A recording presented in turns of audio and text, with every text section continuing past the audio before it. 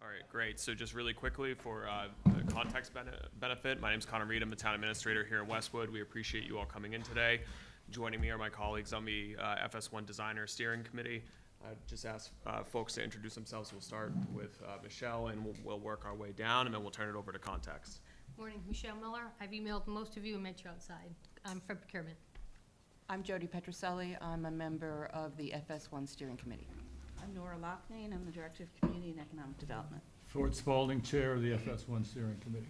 Steve Lund, I'm the Fire Chief. John Cummings, I'm on the PBC and the FS1 Steering. Colin McCarthy, Assistant Fire Chief. Matt Vito, PMA Consultants. Walter Harvey, PMA Consultants, the OPM team. Great, thank you. The floor is yours. All right, well, thank you very much for inviting us this morning. It's really exciting for us to be here discussing this project. Obviously, we know a lot about it, particularly the more recent news about fire station being taken offline, but it's actually a project we've been following for quite some time, knew about it from some of our other chiefs and understanding what's been going on here and saw the project in its prior phase. We're really excited to take the opportunity now to think about what the right site is for this station and how it can be configured most effectively for the town, particularly bringing it forward through the public engagement process as we look towards the general vote in the fall. In front of you is the handouts and also on the screen. This is the team you'll be working with throughout, from the beginning to the end of this project, through the feasibility study and then onward into the rest of the project. It's a really robust team. We've actually brought in a lot more staff onto this team because of the pace of the schedule, making sure that we can work on things simultaneously without any interruptions to the process, moving things swiftly from the beginning to the end. My role on this project as the principal would be to organize the team, provide overall definition to the project, and to work closely with the town and the fire department to make sure that there's a smooth process. We're hearing you, listening to you, and those that piece of information is being driven directly into the project team. I have a significant amount of public building experience, and I'm an expert in fire station design and programming. And my role on this project will continue from the beginning to the very end of the project. I'll be directly involved at every stage of the project. Good morning, my name is Sean Coveney. I'm a project manager at Context Architecture. I'm also a neighbor. I grew up in Walpole. I live in Norwood off of Winter Street. I'm very familiar with the town. We go to the public library. I play basketball here. I know residents. So I'm very excited about this opportunity. I'll be the primary point of contact for the project, so I'll work with the in-house architectural team, all the consultants, and I'll be your go-to guy. If you need anything, if I got a question, you fill me in, cell phone, email, whatever you need. I'll also be leading the community outreach program, so I'm making sure that everyone gets the information that they need to get informed about the project to get the most successful path forward for the town. Hi, my name is Olga Rodriguez. I'm a project coordinator at Context, and I will be your secondary point of contact. I'll be attending all the meetings, working with the consultants as well, but most importantly, I'll be also supporting the community outreach. What I'll be doing is preparing information to the residents, making sure that they have the opportunity to give us feedback and make sure that that input is put into the design process. That's really important to us. Good morning, my name is Bree Sullivan. I am a senior civil engineer with Fuss & O'Neill, and I will be the site civil team lead. I bring 25 years experience in civil site design, most of which is in Eastern Massachusetts. The Fuss & O'Neill team has extensive experience in projects that are similar to this. Fuss & O'Neill is an early adopter of sustainable and resilient design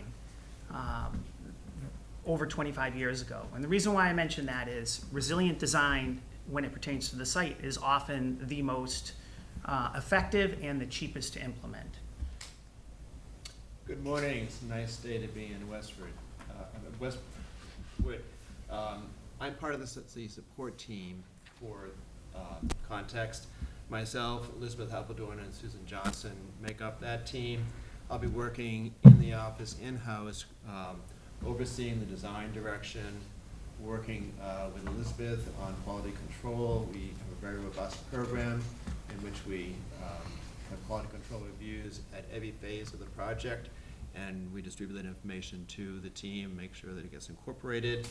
I also will be working with Susan Johnson, who's a financial member of the team, of the firm and team. She and I track the costing and the budgets and the schedule very closely, making sure that our deliverables are what you expect and are on time. And I'll go into some of the details of what I do later on in the presentation. So in addition to the folks you see here, we also have staff in the office that'll be assisting us. And we have a full team of consultants. And I want to highlight a couple here, but first to mention, all of these are consultants we've worked with before on fire station projects. We have a long-standing relationship with all of them, so we have developed a great working relationship to be able to produce accurate and well-coordinated documents. First, I want to mention Fuss & O'Neill, which Bree also mentioned. Of course, it's really nice and unique to have a partner that is so skilled in understanding how to design sites for fire stations. They'll be able to pick up the information from Weston and Sampson and the pre-feasibility study work that they've done and seamlessly integrate that moving forward, bringing in the local review process, but also understanding particularly any state requirements that may apply to the project from environmental permitting as well. And then specifically GGD engineers, their team we've worked with probably the most out of all of the consultants. And I want to highlight David Pereira. He's excellent at the communications, data security, design process. And we know that they were part of the prior project. So the great aspect about that is we can take a lot of the information that was done there for all those particulars that we know go into fire stations and be able to bring them forward into this project without missing a beat. Our firm specifically focuses on designing projects that fit into communities. That's why we named the firm the way we did.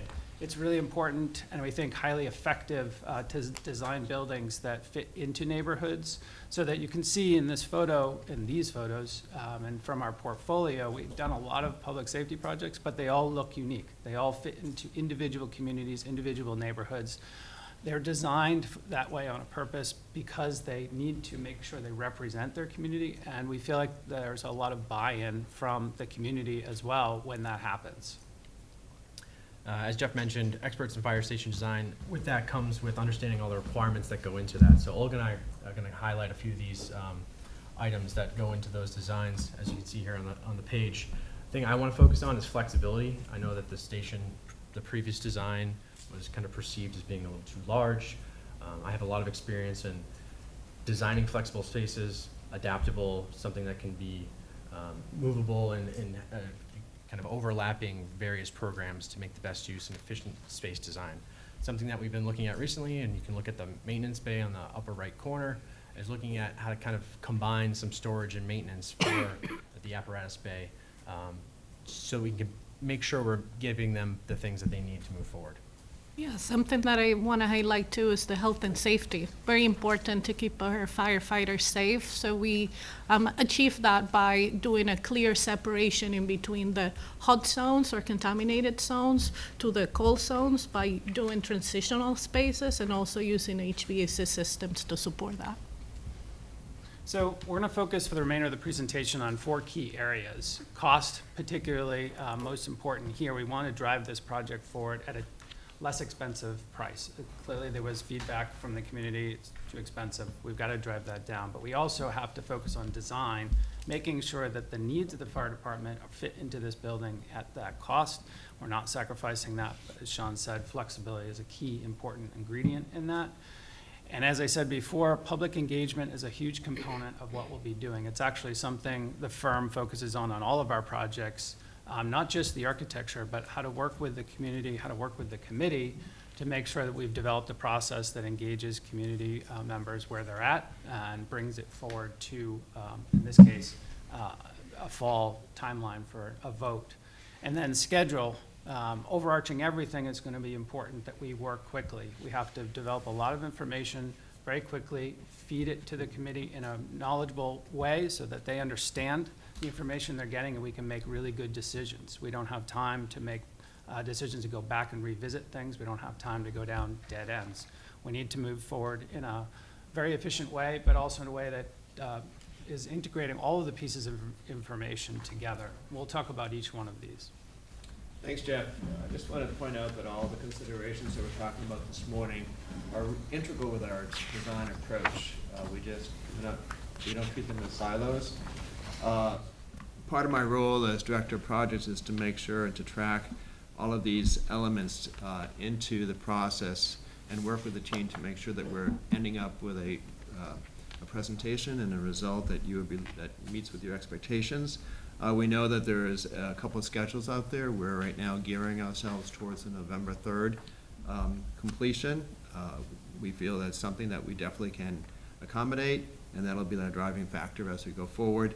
Along with that, we want to make sure that we're producing a quality product, and that's why the QA/QC process that our office undertakes is very important to us. It's a very friendly process, and it's very, very thorough. I want to go to the next page and talk about some of the projects that we found were very similar to where you are with your exercise.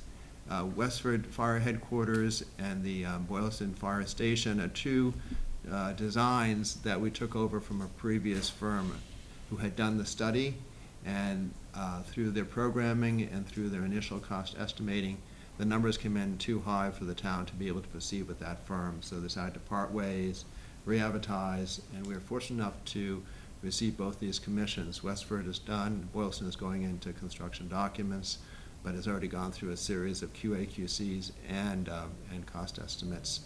We're able to achieve a lower budget for both of these through the cost estimates and Westford for the bids, primarily by looking at the existing site and utilizing features that could become part of the overall design in the end without having to reconfigure the entire site. In Westford, it was particularly interesting because we could use some of the existing ledge and granite as elements that spoke to Westford, as well as retain some of the earth and actually were beds for the retention basins. Our programming is very thorough, and we're able to look at the program, look at adjacencies, and determine where there could be flexibility, thus reducing square footage but not altering the program at all. So both stations actually achieved what they needed to in the end result. Going back to the public engagement part of the process, this is, again, integral to how we work. We've done this successfully in a number of different communities, most recently in Andover, in the Ballard Vale Historic District, and also in Boxborough, which actually is ongoing right now. Both very similar projects to yours, where they needed to get successful votes to get funding moving forward. In fact, all of our projects need that, and we've developed this process hand in glove with the way we work because all of our projects need these funding votes. In Andover, we undertook over 50 community meetings with the fire department, met on Saturdays, met on the morning, met in the evening. I was in the fire bay probably a dozen times talking to residents about this project, and over the course of that process, we engaged the residents in such a way that they understood what the design was intended to achieve, and then we actually allowed them to participate in the design process. So at the end of construction, when this was built after successful votes, they basically took the building over. The residents felt it was their station, their neighborhood building, and they loved it. It's sort of beloved to this day. In Boxborough, we're just finishing up the early parts of that public engagement process, conducting visioning sessions, which is what you see here. We've seen a huge resident turnout and interest in this type of activity, which is different than what they tried to do before under some failed votes previously under different teams, in trying to get the project to be engaged. And this type of process is how we feel like we'll meet with success here, but we need to do it often. We need to meet with the neighborhoods. We need to meet in a very structured way to allow us to get to a successful vote.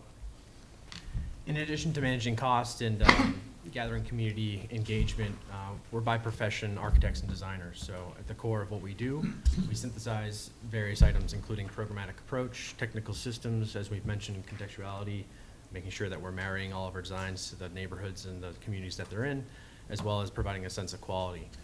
We're highlighting two projects here.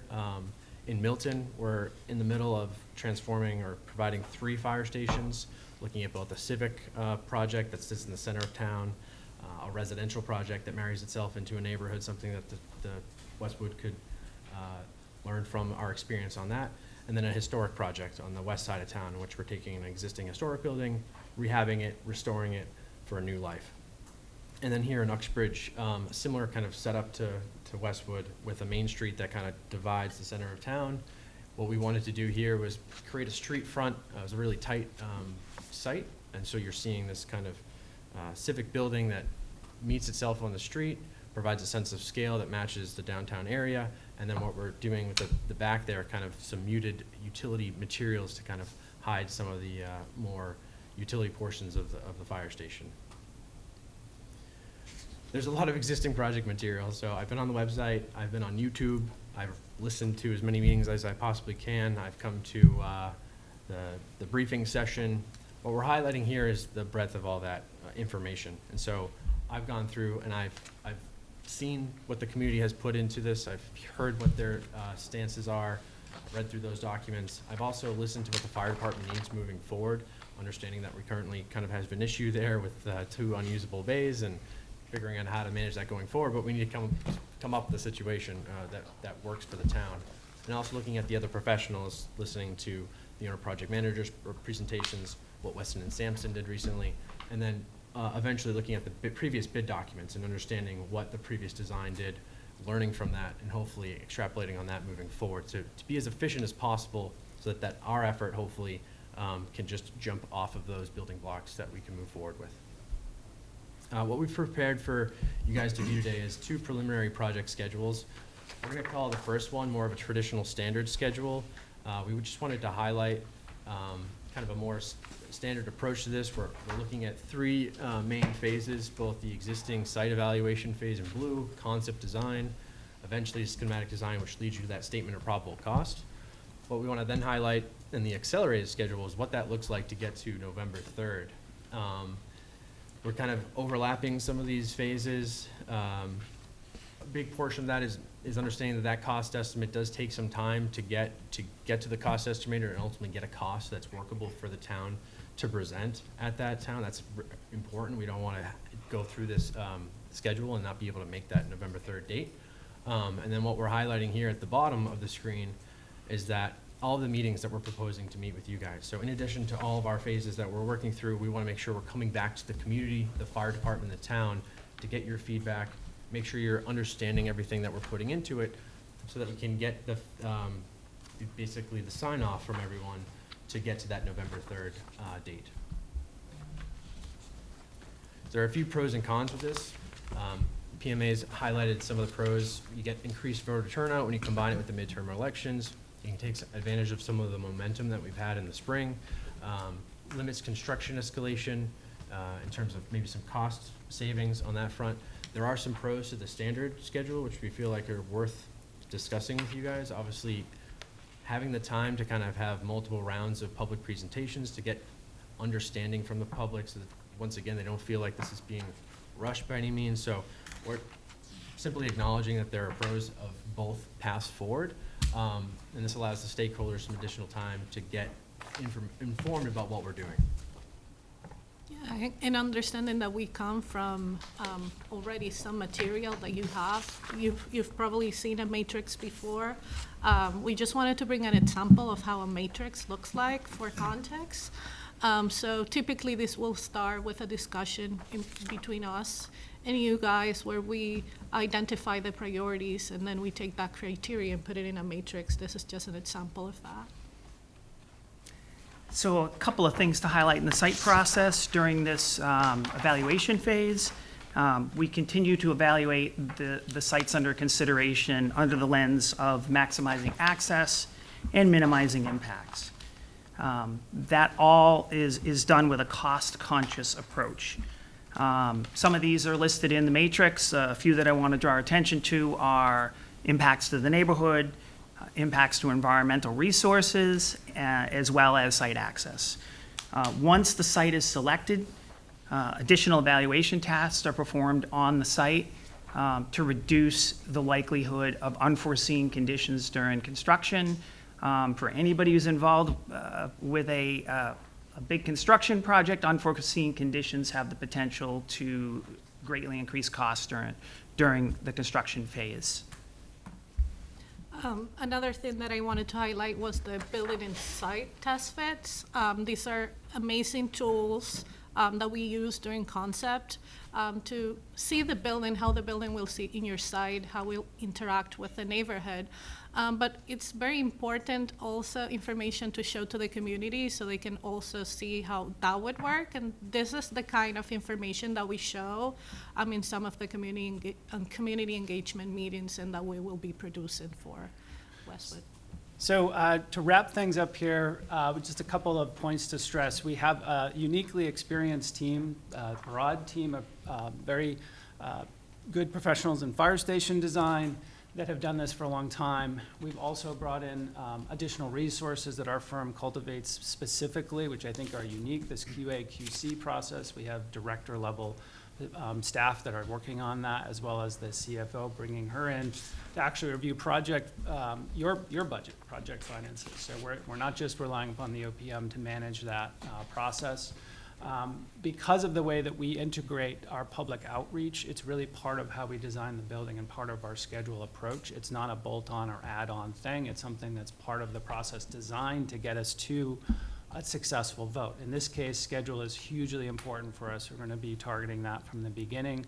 We've thought about that carefully, and as you can see, we have a lot of thoughts about maybe how to proceed and how we can get to November 3rd. So thank you very much for giving us the time to present today, and we're very happy to get into your questions and have a broader discussion. Great, thank you so much. And I probably should have led with this. I believe you already know from all the microphones in front of you, we are filming this for the benefit of the public.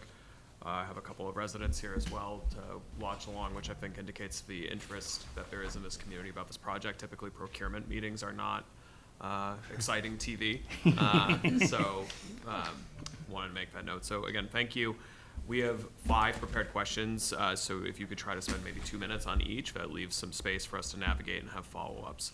So I'll start with, based on what you know about the project, and I appreciate the slide of it, this is probably somewhat unusual. The volume of information that exists is very, very large for a feasibility and schematic phase. What concerns you the most about the project? And can you, in answering that, talk about in your experience an example where you've adjusted a project based on feedback from the community? Sure. I think there's a couple different answers to that. I think one of the biggest concerns, and from my perspective and our team's perspective, it's manageable, is the schedule. And I think, there's a lot of effort and time you've all spent to think about what schedule you should go forward with. And we simply, as the newer comer to this process, want to make sure that, it's just, we're part of the dialogue there. I think giving the community time to absorb the information, there's been a significant amount, as you said, of time and energy spent in producing all the documentation. Has that been fully absorbed into the community now that several votes have gone by and people are now laser focused on this? Is this enough time to engage everybody, particularly over the summer as we head into the fall? But that all said, we absolutely can do it, and we have a process set aside to achieve that. It's just probably more about the things we can't control, which is how many residents are actually able to engage with that process. Vacations, that sort of thing pop up. But we have had a number of projects where we've adjusted our approach in order to meet the residents, meet the stakeholders where they're at. I want to highlight the Andover project again.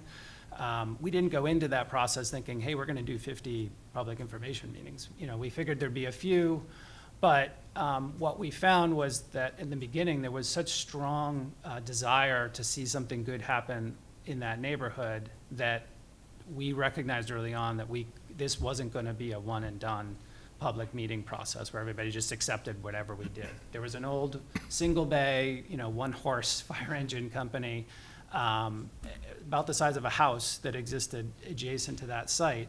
And for the new building was going to be a 3-bay station with a training room, really a modern facility, much larger, obviously. And so the reaction to scale between what was originally there and what our initial proposals were was, challenging to us. So we changed our whole schedule and whole approach around the process that I described earlier: engagement, bringing the residents into the design process and allowing them to understand why things were as big as they were and how we were going about the issues of trying to scale the building and break it down. And that integration, in fact, actually a number of residents were involved in design charrettes, we call them design meetings, enabled us to do what I said earlier, turn it around and allow them to kind of engage with the process, figure out that they really do think it's worthwhile, it was the right thing, it was the right scale for the community, and made it very successful. Great, thank you.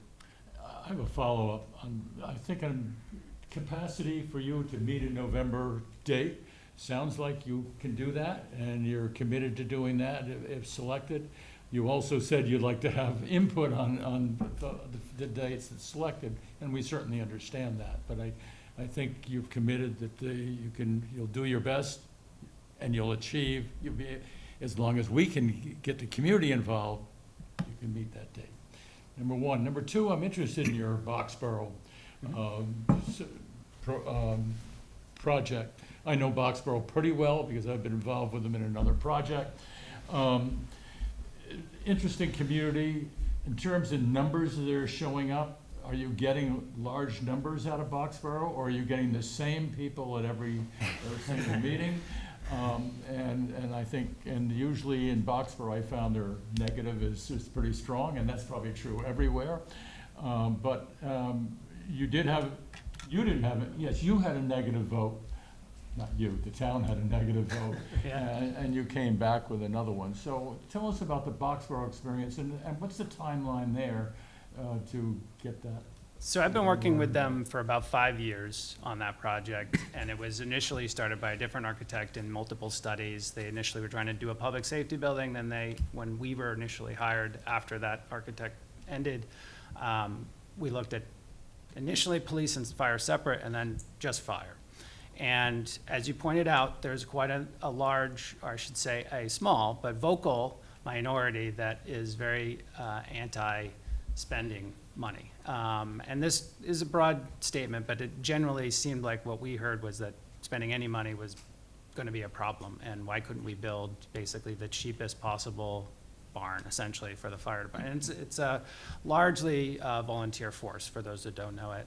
They do have some regular staff, about 4 that are overnight. But so there's a lot of unfamiliarity on exactly how the department worked and why we were designing a station from 30 years from now for a larger complement of people that are going to be there full time. There's also they were unclear as to why they needed so much space for a fire station, particularly a volunteer station generally has more apparatus. So the garage bay was like, 60% of the whole building, 70% of the whole building was the apparatus bay. So that education process took some time. And I think particularly the nature of that community is to study things extensively over and over and repeatedly. And what we had to prove early on is that we knew what we were talking about. They could rely upon us for expertise in the industry. And when they doubted us, we would do the work to show them that it's not just what we tell you, it's what we can show you from facts around the area. This is what these other stations cost to build. This is what these other communities that are similar to Boxborough had for staffing and had for size of stations, that sort of thing. So, like many residents, they don't want to accept your word for face value. They want to see you prove it, and we had to do that. And then we tried to get to town meeting in a number of different ways. That initially, I think the timing might have probably been an initial problem with that first vote that was negative. And then we redoubled the efforts after that, spent a lot of more time on public outreach. And while they didn't ask us to do it specifically, the committee itself held neighborhood meetings and basically coffee table meetings with individual residents, gathering groups of people together, as well as forming a small select group that worked on just the program, take it out of the architect's hand, put it in the residents' hands, and see what they could come up with. Eventually, that all led to a very successful vote. And because of a glitch in the contracting requirements, for those who don't know, procurement, it's basically, because they didn't set up the original RFQ with the exact scope that we were doing, we actually ended up having to be rehired for the project. We went through a whole new designer selection process where the town got to see a bunch of different architects coming present, just like you're doing here, and they rehired us because I think, you know, we were able to prove that we were in for that type of a process. It wasn't just hire an architect to design a building. You know, 50% of our work was gonna be working with the community, working with the engagement process, preparing for town meeting, and really setting up the process to be successful. And oh yeah, we also designed a building. So, I think that addressed largely the second question. I agree. Okay, who has the third? Just because I have to be John, go timekeeper. I'll take the third. All right, so you mentioned working with the community. Most of our committees and commissions are volunteers of townspeople. And they have differing levels of experience with, concerned with building. How do you deal with volunteer commissions? sure. I answered a lot, so anybody else wanna take this? I think we start really with educating. And when we start a public outreach, we give an introduction as to what we're going to present, why we're presenting it, why we feel this might be information which is worthy to be heard and discussed.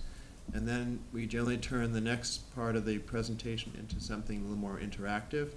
We find that by engaging or giving a task that people have to sort of work on with us, brings out a lot more information, and we actually are able to take away a lot more knowledge of where the community that is in front of you is coming from.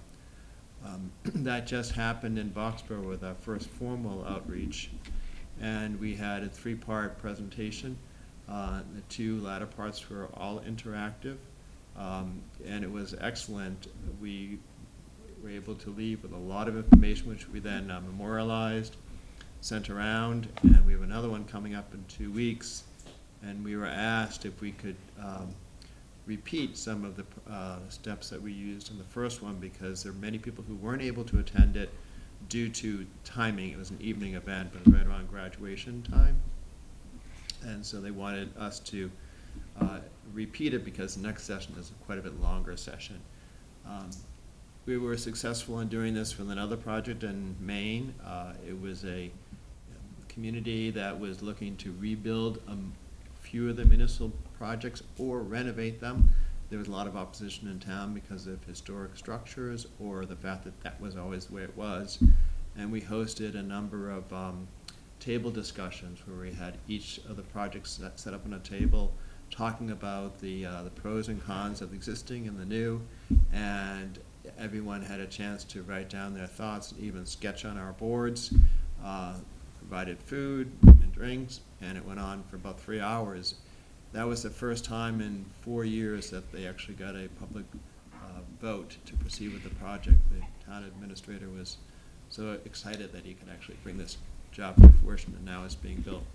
So we find education is a big part of it, communication is a big part of it, going in there with an open mind and not going in there and telling them this is how I'm gonna design your project from the get-go. Great. I also like to talk about that too. So I've actually started this. So I play basketball with a bunch of Westwood residents, and I had a conversation with an individual on Friday, and I said, how do you guys feel about this? What's going on here? And I've heard some concerns specifically last summer with people feeling like FS2 is done, why do we need another one? And so I'm concerned about that. And so how do we get people, specifically maybe the younger generation my age, because actually after this I'm going to go vote in Norwood to expand public safety for that particular town, as we know that Norwood's growing and obviously Westwood's growing as well. How do we get people to be interested in this? Because I shared that whole list of that whole page of all the materials for the project, and I sent this to this individual who seems to be well informed. He goes, I've never seen this before.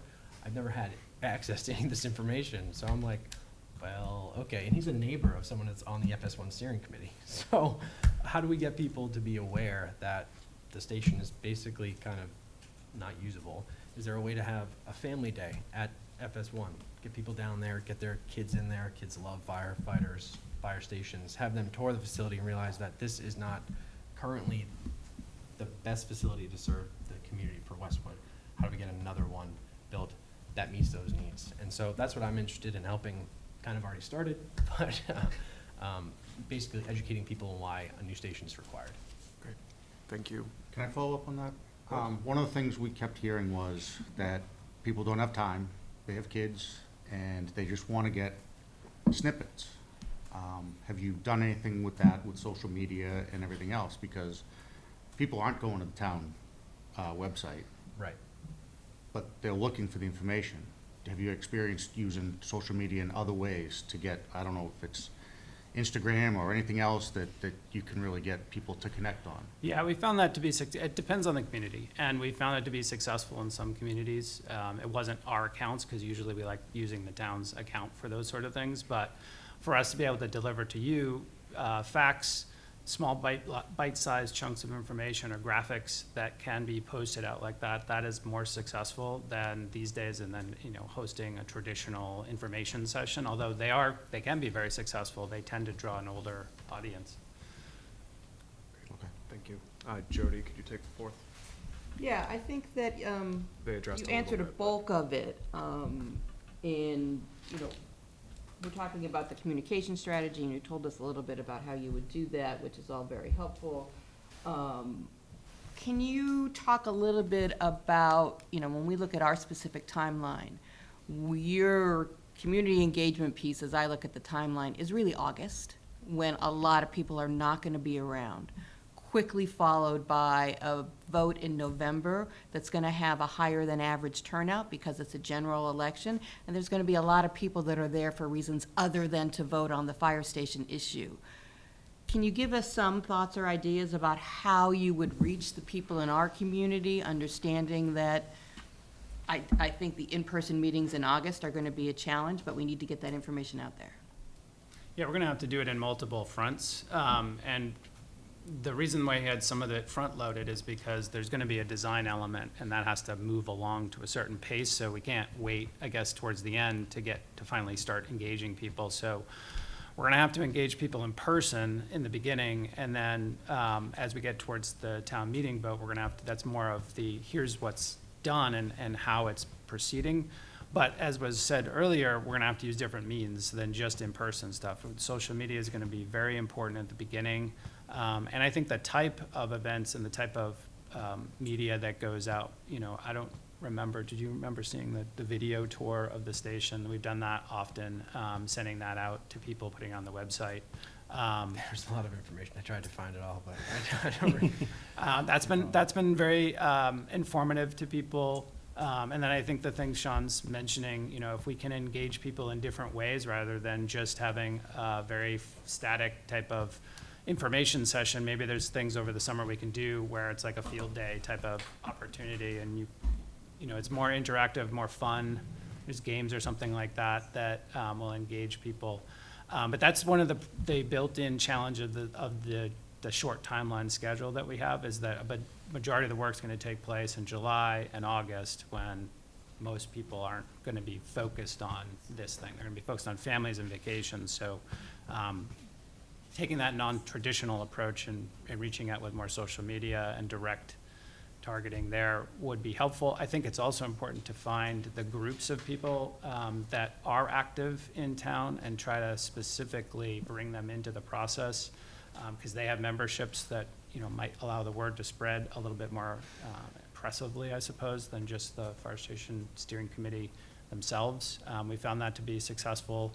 The schools have kind of a built-in advantage because they've got a constituency that's really focused on it. If there's any way to engage with that group and find parallels between, the types of environments that you want to have for your family in this community, and you've got kids here, and how do we kind of strategically pair in with that, might be useful. We've seen that in the past, but it is one of the inherent challenges of the schedule.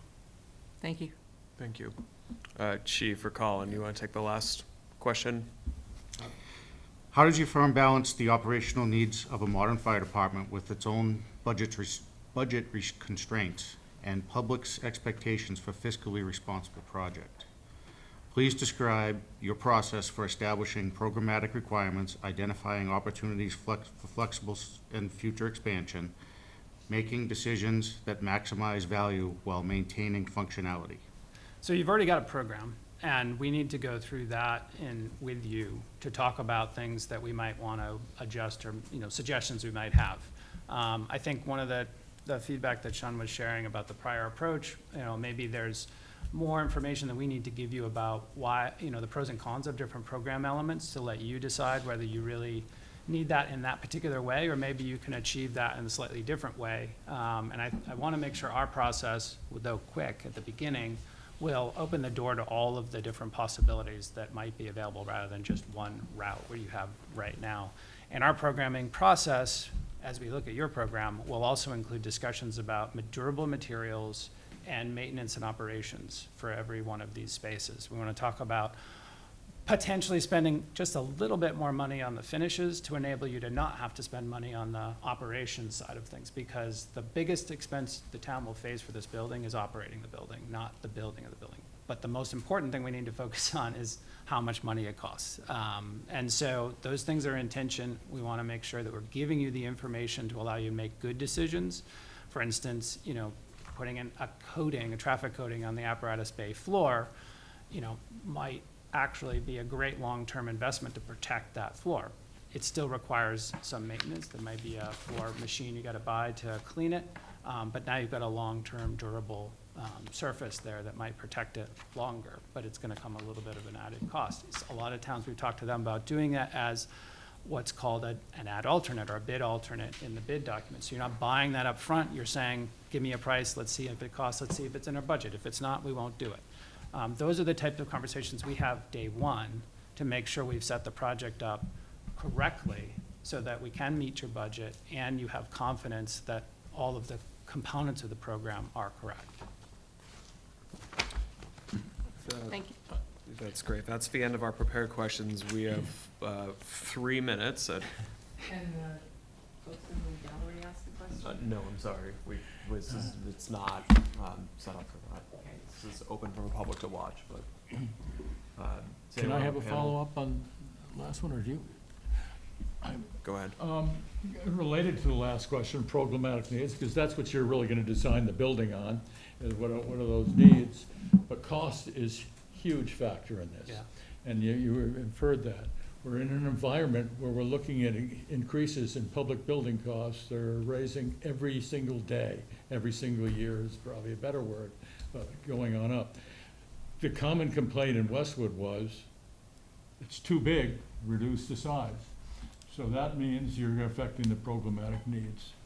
So number one, and you touched a little bit, we're explaining the public need, of the programmatic needs, and if they're not needed, what does that mean to the department and to the residents of Westwood? And how do you deal with this increasing cost factor?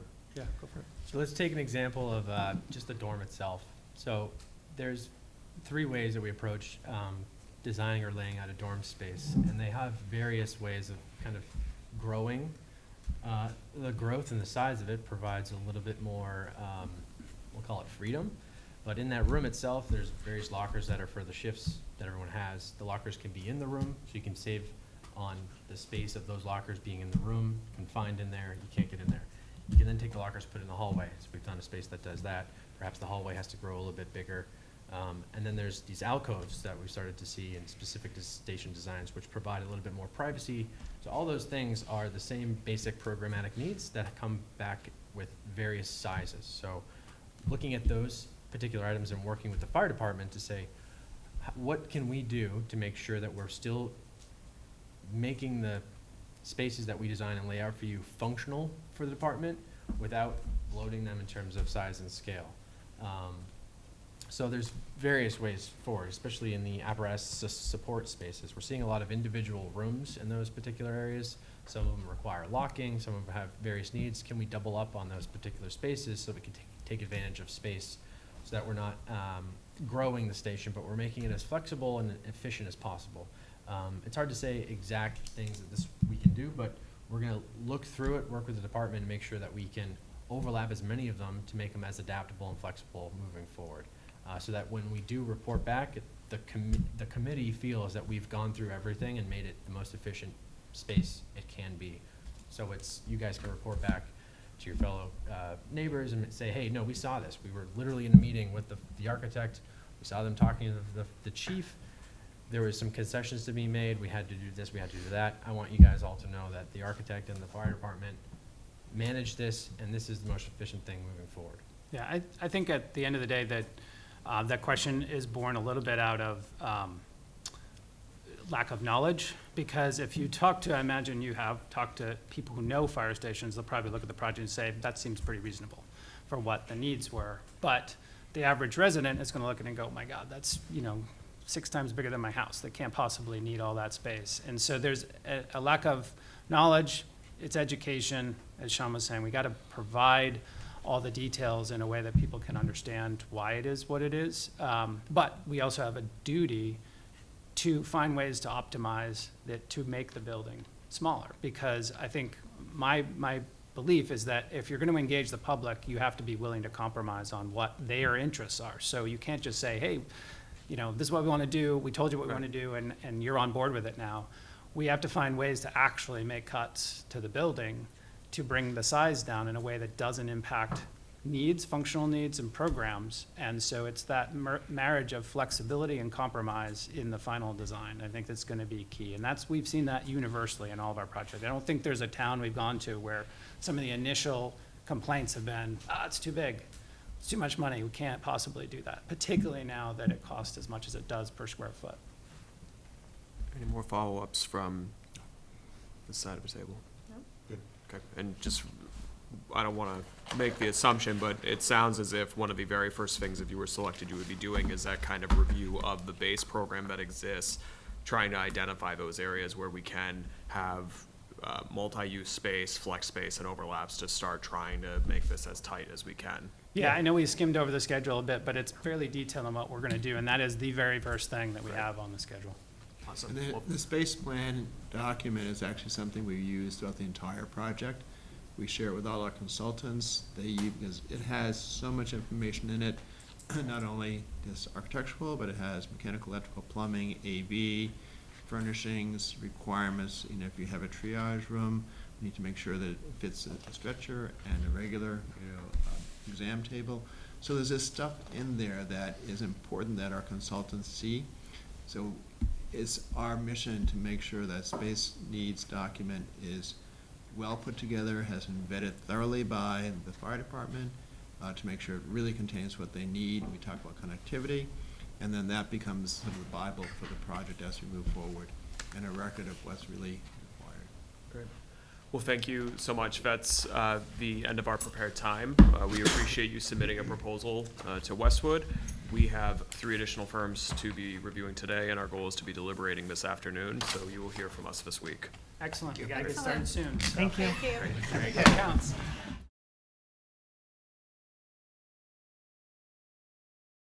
So we'll go first quickly. Thank you for coming in. We appreciate you being here. You are one of 4 firms that we've invited in on a short list of designers to be the design firm with our new approach to the Fire Station 1 project in Westwood.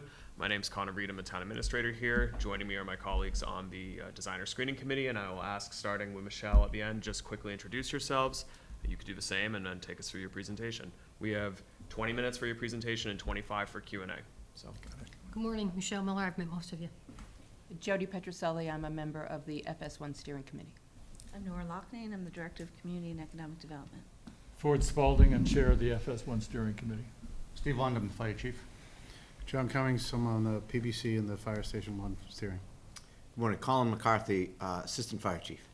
Okay. OPM, PMA Consultants. Walter Hartley, also PMA Consultants. Okay. Very nice to meet you all. Good morning. And thank you for this opportunity. We'll jump right in. I'm John Traficanti. I'll be the principal in charge. I've been at Schwartz Silver for over 30 years. And my job will really be to kind of oversee the work and make sure that needs are being met and that we stay on schedule. I'm Nelson Liu. I would be the project manager. I have 30 years, a little bit less than him, at Schwartz Silver Architects, and I've done public work and private work for the firm, and my specialty is primarily project management and our consultant teams. Hi, I'm Kelsey Laser. I am a registered architect and an associate with Schwartz Silver. Next month will actually be my 11th anniversary with that firm, and in that time, my experience has been almost exclusively focused in Massachusetts public building projects. And I also got my MCPPO certification earlier this year, so I am super familiar with the Chapter 149 and 149A processes. As far as my fire station experience, I have worked on our Walpole, Rockland, and Boston Engine 8 projects as a key team member. And now I will turn it over to our virtual attendee, Robbie, from Wendell. Thanks, everyone. First off, thanks for allowing me to attend virtually here today. I'm Robbie Krzyzewski. I'm the Director of Emergency Services for Wendell Companies. Underneath that umbrella falls our niche services of Mitchell Associates and Five Eagles Design. So I oversee both of those emergency services departments, or niche services, as you would say. My role on the project will be the firematic expertise that I'll bring to the table, as well as Wendell will bring mechanical, electrical, plumbing, of which we'll talk about a little bit. Thanks, Robbie. Schwartz Silver is a 25-person design firm. We've been in business, we were founded in 1980, so we've been in business 46 years this year. And we're located in Boston.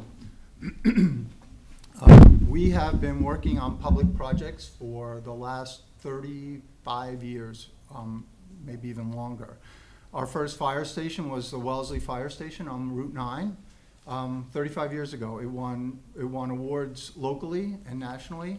And it's also kind of standing in its pretty much its original configuration. It has not been altered much. And what we like to do is design stations that have longevity, that last a long time, that are designed so that there isn't a lot of maintenance. We understand that taxpayers' money is needed to maintain these buildings, so we want to do projects that don't need that kind of it's fine. So I'm going to go back one slide. So we've put together a team for this project that we've worked with everybody on this team. They have experience working on fire stations. We have experience working with them. Specifically, Wendell has worked on the last fire stations over the last 12 years with us. They bring over 300 fire station and public safety building projects of experience with them. They will be working with us on the planning, the layouts for the station to make sure it functions properly, and they also bring kind of a national perspective on fire stations. They understand trends happening around the country. In addition, they have integrated MEP, mechanical, electrical, plumbing, and fire protection as part of their team, as part of their engineering team, and that means that we're able to, at a very early point, make sure that those systems are coordinated with the design, so there are no surprises as we move forward with this. Additionally, there are consultants on our team that probably look familiar to you all. These are folks that we work with, but we also know they've worked specifically on FS1 with you all, including our cost estimator, who will be heavily involved in this first part to make sure that we come in with as good a number as we can come in with for you all. Sorry, wrong way. We have worked, as Kelsey mentioned, in urban locations, Boston, North End. We recently completed a design and feasibility study for the fire headquarters for the city of Boston, but most of our work is in towns and cities around Boston, like Westwood. So we're familiar with working on main streets, making sure those buildings fit into their setting and are appropriately designed for each setting. So our stations do not look the same. They have character that picks up on what is around them. Sometimes historic character. In Newton, we attach to a historic headquarters building. But a lot of the stations recently have been in neighborhoods, and there's a certain sensitivity that needs to be considered when planning in a neighborhood. We need to understand how the thing is sited, how the building is sited. So it both has good access and functionality, but also is considerate of its abutters and its neighbors. And so ultimately, our goal is to design functional fire stations that seamlessly fit into communities and are unique to those communities. We do not do cookie cutter design. Our firm is known for its kind of design explorations and problem solving. So we'd like to kind of start by going through your questions and addressing kind of your questions, starting with the schedule. Nelson? So the first question was meeting your schedule. we can do this. We believe that based on the schedule that we're presenting here, we'll work backwards. If the November 3rd ballot vote is the target, we need to hit the 29th of September with a submission to the select board and the town clerk, which is to include basically the SD package and a cost estimate. We anticipate the cost estimating period to be 2 weeks with a week of reconciliation, obviously with stakeholders and everyone involved. We can do the SD, or the schematic design, in 6 weeks. With the site selection, we believe could be done in 2 weeks. But what is key is probably where we start, which is that we want to be able to hit the ground running with all of you. Based on the information that would be made available to us immediately in the beginning of July, we would take a week to basically review all of that material. But I think more importantly, what you'll see here is this note that points to what we call, or what Wendell calls an immersion charrette. Next. The immersion charrette is basically a week-long process that we would basically come back immediately with having reviewed the material past from earlier iterations of this project. And Wendell would lead a week-long process where we basically look at program and design. It would be repetitive in that we basically break out, look at these two items, program and design, with stakeholders. We would basically take a pass, make some corrections, come back, and it would be this kind of successive process over the course of a week that we hope to then be able to establish direction and scope and program moving forward. I think that clearly when we look at what you're proposing as far as the schedule, it's aggressive. But I think what's key is to that is that, as I said, we hit the ground running immediately in July, that we, as much as we can, honor commitments. It's going to be a hurdle with summer schedule. There's basically vacations, there's holidays. But we believe that we can basically meet your schedule if we all make a commitment to basically try to schedule things and meet timely decision-making process. On a weekly basis. On a weekly basis. And then also it's noted in the schedule that we would propose monthly public engagement, and that would begin pretty much throughout the entire process, but also then the check-in with the steering committee and the fire department, basically weekly, to basically keep the project on track. Yeah, I think too with the public, we imagine that outreach to start immediately. We want to hear, we see the lawn signs up around town. We want to kind of hear from the public right off the bat. Want to understand what those concerns are, hear it for ourselves. We've seen the surveys, we've heard the comments, but we would really like to kind of start the process by kind of hearing directly from them. I think later, when we get to the Q&A, what Robbie can do is he can address any specific questions about the immersion process, as this is a kind of a trademarked a process that they've established in working through these kind of projects. So I think he'd be happy to be able to respond to any questions.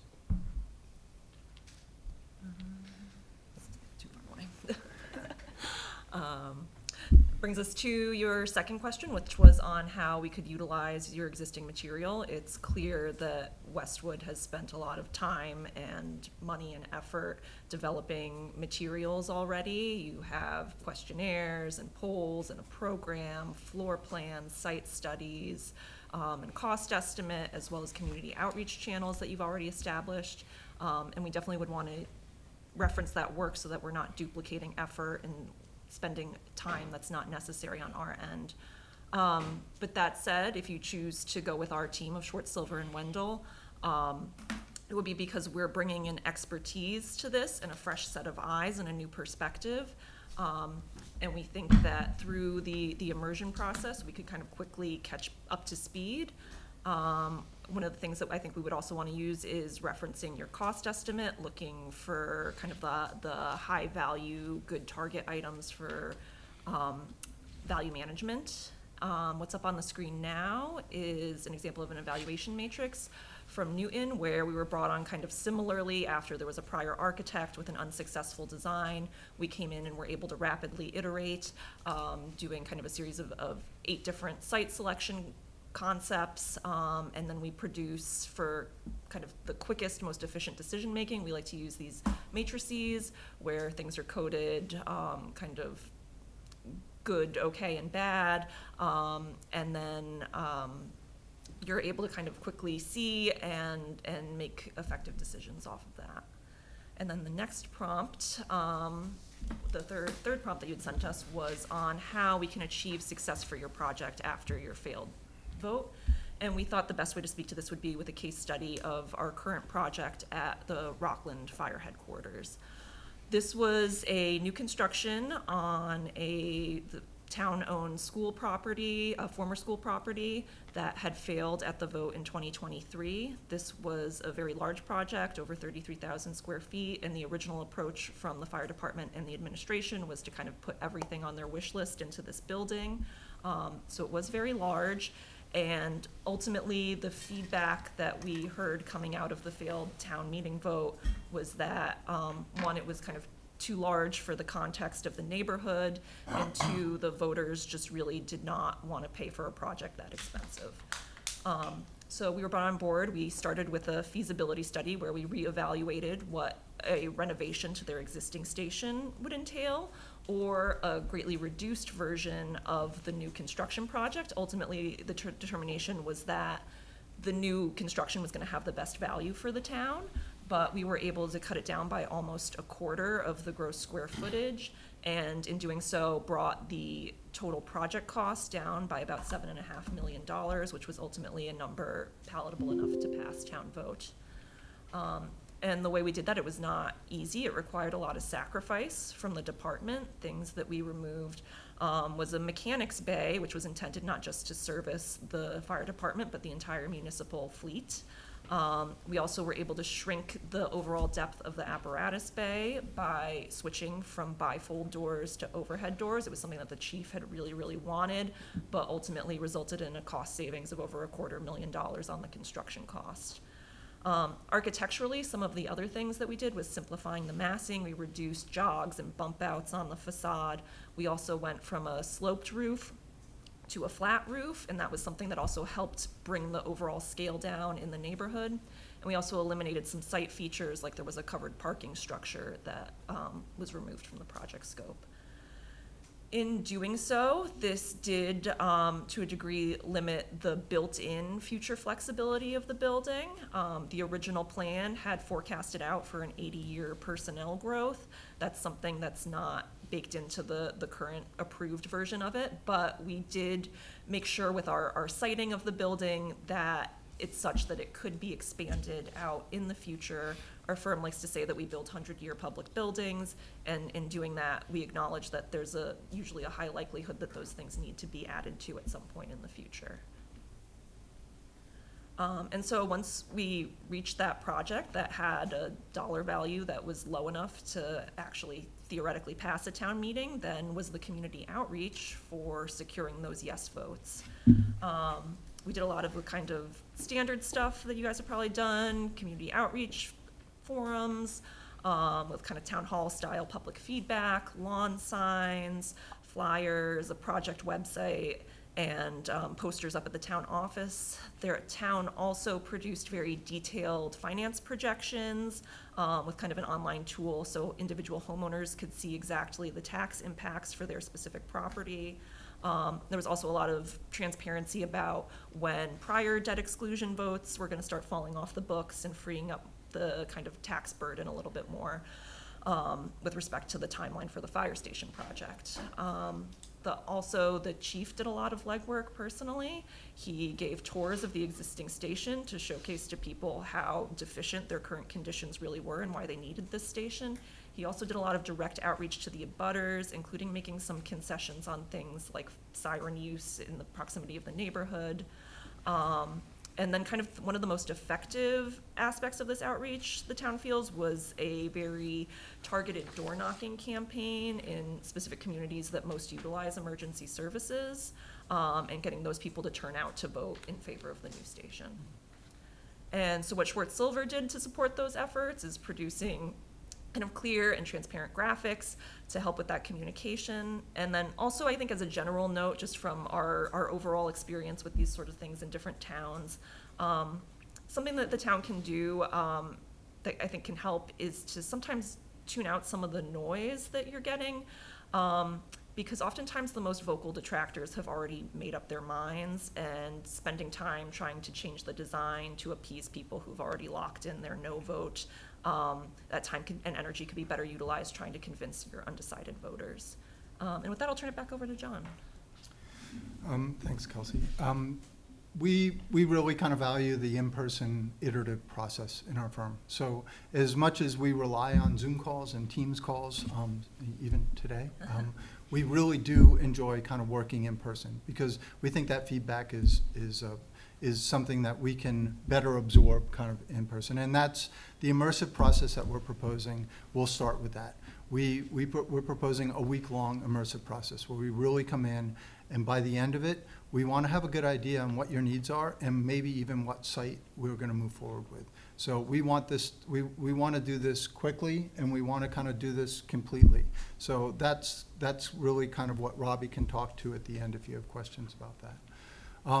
So why Schwartz Silver Wendell team?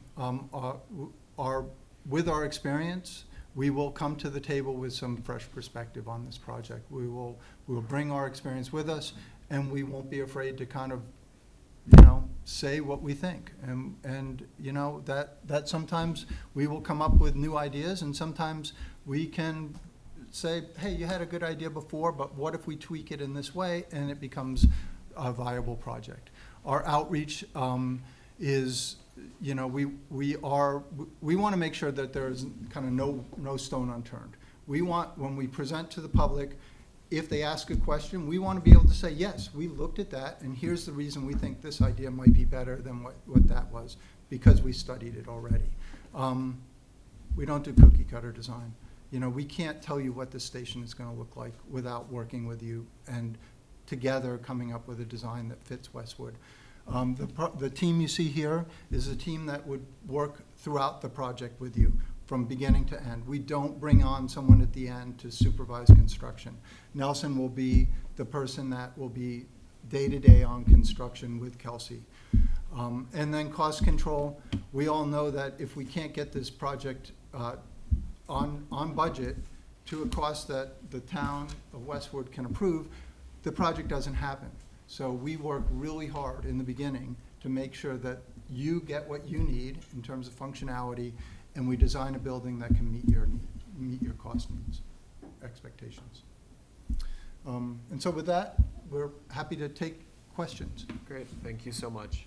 I'm sure the chief wants to talk about Rockland a little bit, and I'd like to come back to the immersive or immersion charrette, but for the sake of equity, we have 5 template questions we're gonna ask every firm.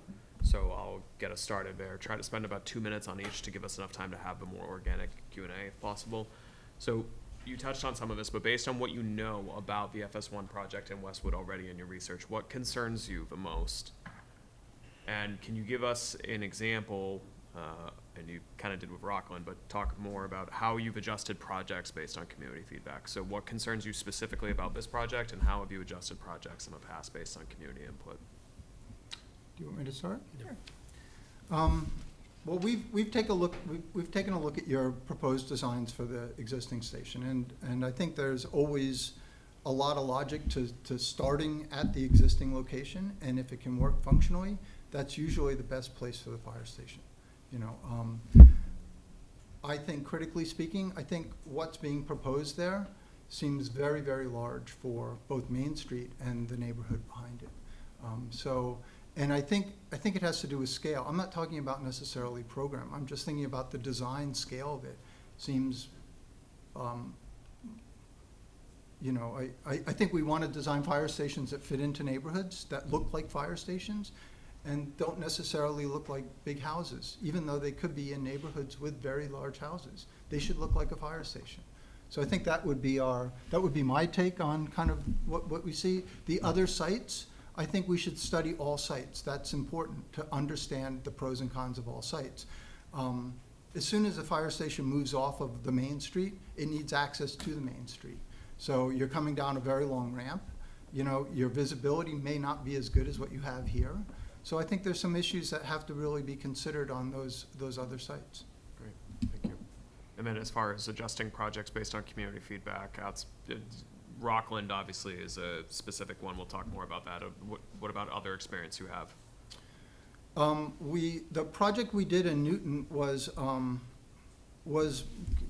really kind of city-based. The previous firm was not able to figure out a way to save the historic headquarters building because they couldn't figure out access.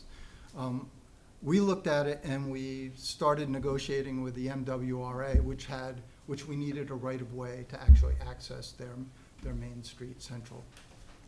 And so I think what we can say about that is, yeah, we listen to what the public has to say. We listen to what the firefighters have to say. And we look for solutions that may not be obvious ones. Like the MWRA was not an easy negotiation, and they are very difficult to work with. But we got it done. Great. Who's number two? Is that you, Ford? Yeah. You've dealt with a community, and I think I keep on thinking of Rockland, which I think we're gonna go to, but you dealt a lot with the community, getting them to try to understand the various needs of the department. How'd you deal with the community on that? Yeah, Kelsey, do you want to take this one? Yeah. So we personally attended multiple community forums. We're able to respond with, our architectural perspective. But a lot of it was on the fire department, I think, to kind of be communicating, what they do for the town and why they need these kind of elements in their new station and showing why their existing stations are not meeting those needs. Did you use social media a lot? I know you did the immersion, thing, but was there ongoing social media or media in the newspapers? So, the town was running their own social media and outreach, but we were supporting that and producing graphics that they asked for, designing the poster boards and things like that. The town hosted, they had like the town administrator had a YouTube series of interviewing different people in town, including the fire chief, about kind of like to answer some of the questions about, why the new station was necessary. And, we're able to produce lots of renderings and visualizations, kind of more realistic or sometimes more kind of sketchy and watercolory and a little bit looser is actually a little bit more palatable for towns than the like hyper realistic renderings, because it makes it feel like, oh, it's like already very baked and we don't have an opportunity to offer as much feedback, whereas if something's a little bit more interpretive, sometimes people can buy into that a little bit more because they can kind of imagine fill in the blanks of what it could be without feeling like, oh, this station's already designed and built, basically. I think Chief Duffy in Rockland is also, the website, the fire station website, did kind of deal with that a lot. And we see that more and more where people, and less kind of in-person meetings, people want to access the information online. They don't want to be inconvenienced by having to go to a town meeting at a specific time when they may not be around. They may be somewhere else. So we will work hard. We think, that process needs to come from the department and the town, but we'll support it as much as we can with renderings and posts. I did watch the YouTube meetings. Oh, you did? I've seen them, and they were very well done. Very well done. I always wonder how many people are watching them, but I'm a voyeur, so I do watch them. I think that we have the easy task to provide the material that the town and the fire department would need. We do this all the time, so it's easy for us to produce the material. The harder part, I think, fell, at least my experience in Newton, Chief Proya, I mean, we didn't move the site. The station stayed, for the most part, where it was. So he already had established a relationship with the neighborhood and the abutters right across the street. I think one of the design challenges that he took to was the age-old problem of basically getting apparatus back into the station. It's a high risk for firefighters to basically monitor traffic and get apparatus back in. We, in the design, basically it was a drive-through station, so that was where the MWRA property came into use. So there's a driveway at the back of the property that basically allowed the fire apparatus to return and come back in without having to basically put firefighters at risk, which is, and it seems so easy, but there's a risk in standing out there and making sure that someone just doesn't barrel through a light or stop sign when there's a vehicle trying to get back in. Great, thank you. John, you have the third one? So Westwood, our committees and commissions are made up of volunteers with varying degrees of experience with capital projects. How would your approach be working with volunteer boards and committees? Well, I'm a volunteer in my town. I've been on the design review board for over 20 years, and I helped write some of the guidelines for the design review board in Natick. All I can say is we understand the schedules, and summer schedules in particular are super difficult with volunteer committees, just getting a quorum. So I think the way to do this is the earlier the better, to get some dates out there, to be flexible with those dates, you know. And so understanding that if we need to meet with certain boards, then let's get a schedule out and say, these are, you know, this is the week we'd like to meet, or this is the couple of weeks we'd like to meet. You know, how can we get on your schedule? And it's going to take some effort. In Natick, for instance, we have a community development director, and she's instrumental in making this stuff happen for the boards. She's very active. You guys can't have her. She's awesome, you know. But that's a big part of it. It's a coordination effort from all our parts, early and often, and kind of get us out there.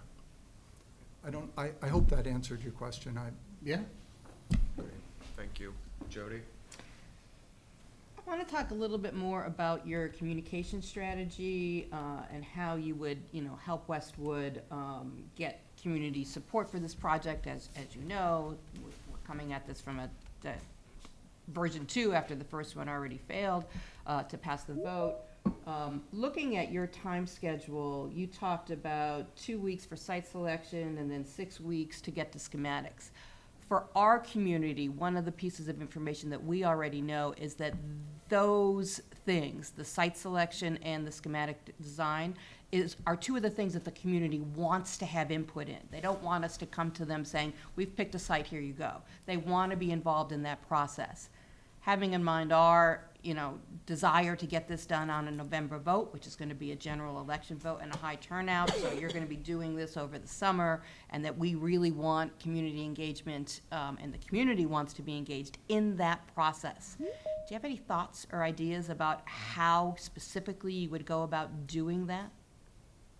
One of the things that we talked about was kind of starting very early on, maybe even before the emergent stuff, with just having a listening session where if we're coming in as brand new architects, I know everyone in the community has been very aware of this project and seen all the iterations, but I think us as new designers coming in, we want to introduce ourselves and hear directly from the community about kind of what their concerns are for the 3 different sites, and what the concerns were about the prior station. It sounded like the bottom line was just the size and the cost, but if there's anything else to hear, and seeing your community survey that was included in the materials on the website about people's kind of preferences for things and their priorities for the station as well. So I think we have a decent grasp on those. Oh, I think, yeah.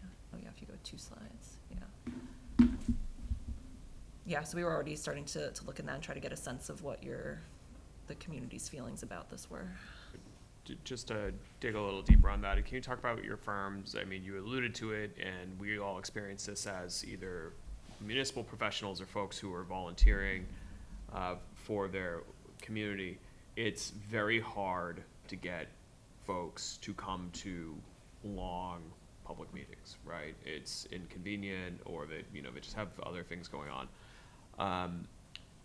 And So, I mean, what kind of hybrid meetings have you done? Do you do any online-based things? Do you do anything that's asynchronous, where you have, like, this week we have input gathering online, do it here? I mean, what other ways, right? Because I'll just address the elephant in a room, which is that, you know, if the town, if a decision's not made, ends up going for November 3rd,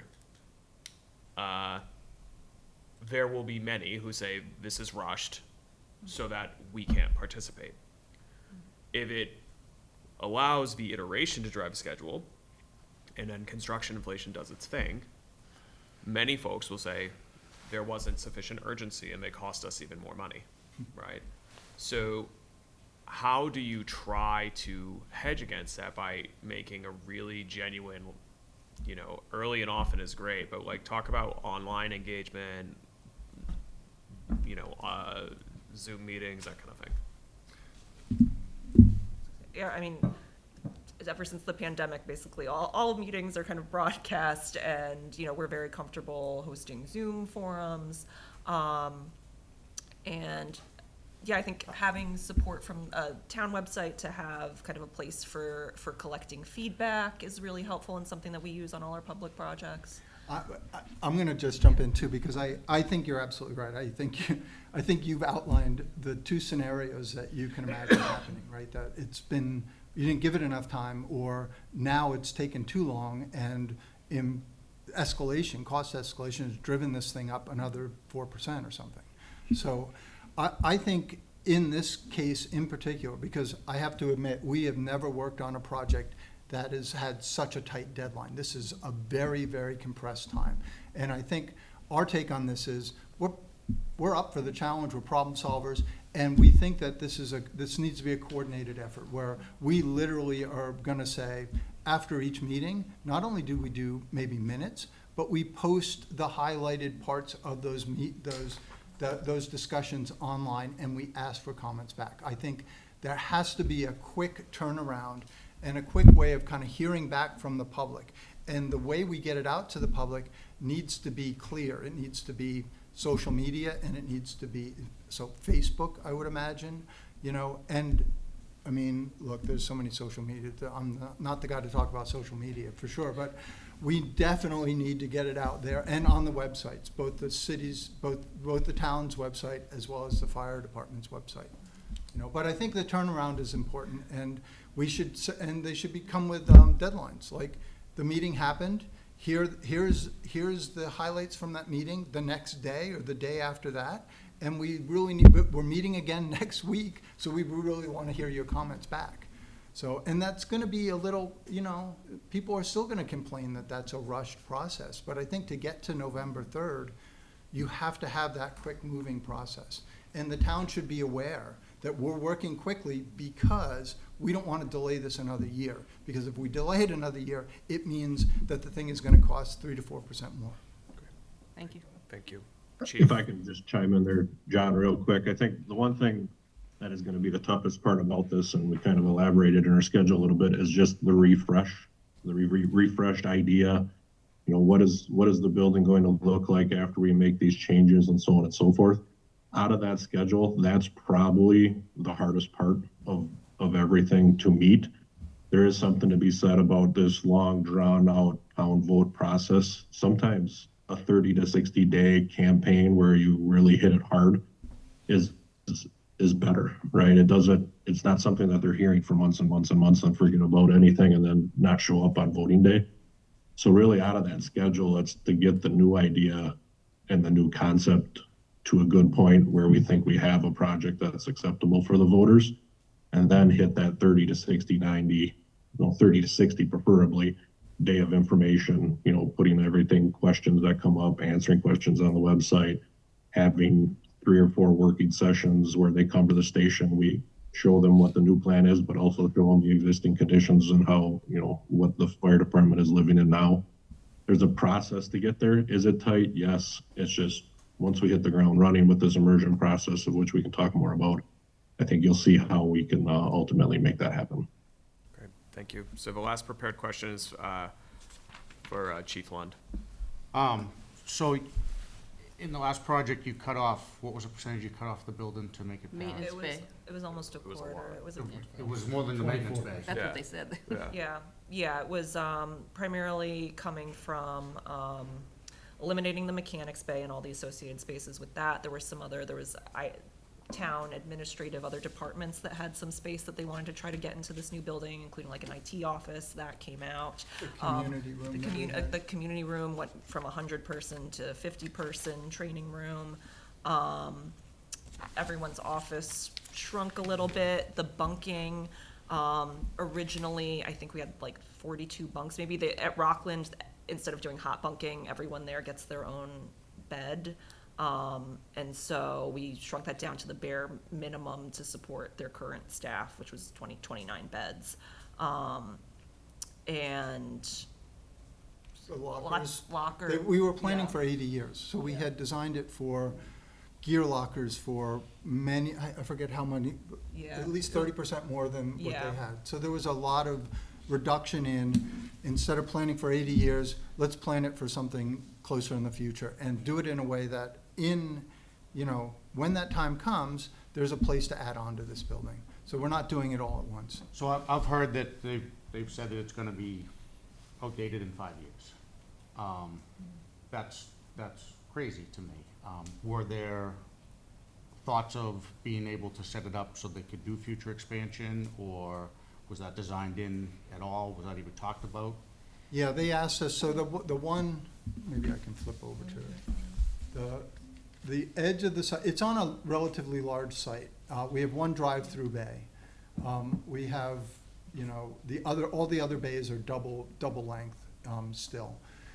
So if you look at this, at the left-hand side where the entrance is, we have planned that so they could add on to that, at both ground level and above, which would expand both bunking and potential office space at that ground level. So we understand that this is not planned for 50 or 80 years, but this is where the town, this is the budget that we were given, and this is what the town could kind of get through. And we think it's still gonna be compared to what they have now, this station is gonna be awesome for them. They are super excited.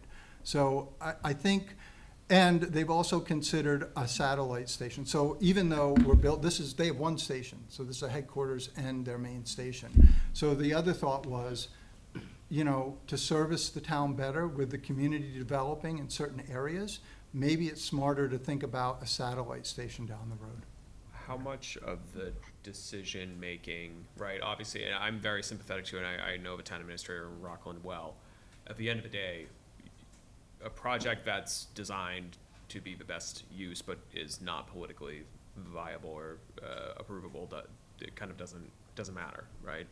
On the flip side, you're referencing a satellite station. Do you feel that the town leadership and the citizens who wanted to see in a vacuum a more cost-effective project appreciate that?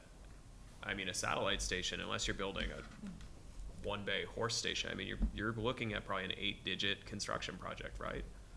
Do you feel people kind of Fully understood that? appreciated that, and that on balance, they said that's fine, we would still prefer to proceed with this, even if maybe 10 or 15 years, we need to do a $20 million new station somewhere else? Oh, it's a great question, and I honestly don't know the answer to that. Sure. Doug is, the town administrator, Doug Yes. Lapp, is fantastic, and there was a lot of outreach done and a lot of discussions like that. Yeah. This was not, I think everybody felt like we were justified in what we were proposing. It was not that they didn't need it, it was that they tried but couldn't get it approved. And so, there was some of that, that we needed to work around. And so, with that comes compromise. And I think compromise isn't necessarily a bad thing. I honestly look at that town and I think having, in the future, as more townhomes are built and more multifamily places are built in places outside the town, that a satellite station probably makes more sense because it has better response time. It can access those places, more quickly, so. I believe you said you were given a budget? Well, That- we were given, I'm not gonna say we were given a specific number. We did a study, and we came back and said, we think we can, the chief, the town, everybody agreed, we have a square footage that we think can work. We got the price, it was 7.5 million, I think, something like that. Less than what it was before. We went to the town, and every year, by the way, that this happens, it's like you're swimming upstream. You know, so every year it's getting harder and harder to kind of bring the price down. So Yeah, the cost per square foot actually went up, but because we were able to bring the overall size down, that's how we were able to. so it was kind of like, here's where we are, you know, and it was still a very challenging process to get it through the town. And I think part of the reason they got it was because of there was a real community outreach, a personal community outreach with the citizens, like knocking on doors saying, you know, we really want to be able to respond better to this area of town, and this is how we're going to do it. You know, will you support us? Just to keep everyone mindful of time, we have about 3 minutes left for any follow-ups on the committee. I just had one about this project. You said you cut out the parking lot, or the parking structure. Is that included in the 78, or the 24% that you reduct? No, that was just, it was gonna be a solar covered, just a canopy structure over 8 of the fire department personnel parking okay. spaces, So and that was just an item that was like, cut it, But- we don't need it. Well, but what we did was we're designing the parking lot now to support solar cover if they can get funding for it in the future. So we've laid it out so that we actually have places to put the foundations down so So they it's can PV support ready. that in the future. Just quickly, those items that were squeezed out, cut out,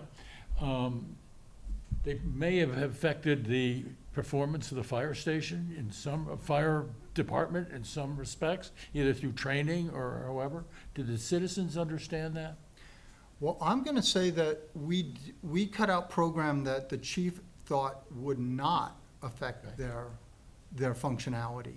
It did affect their potential for growth in the future, but definitely did not affect functionality.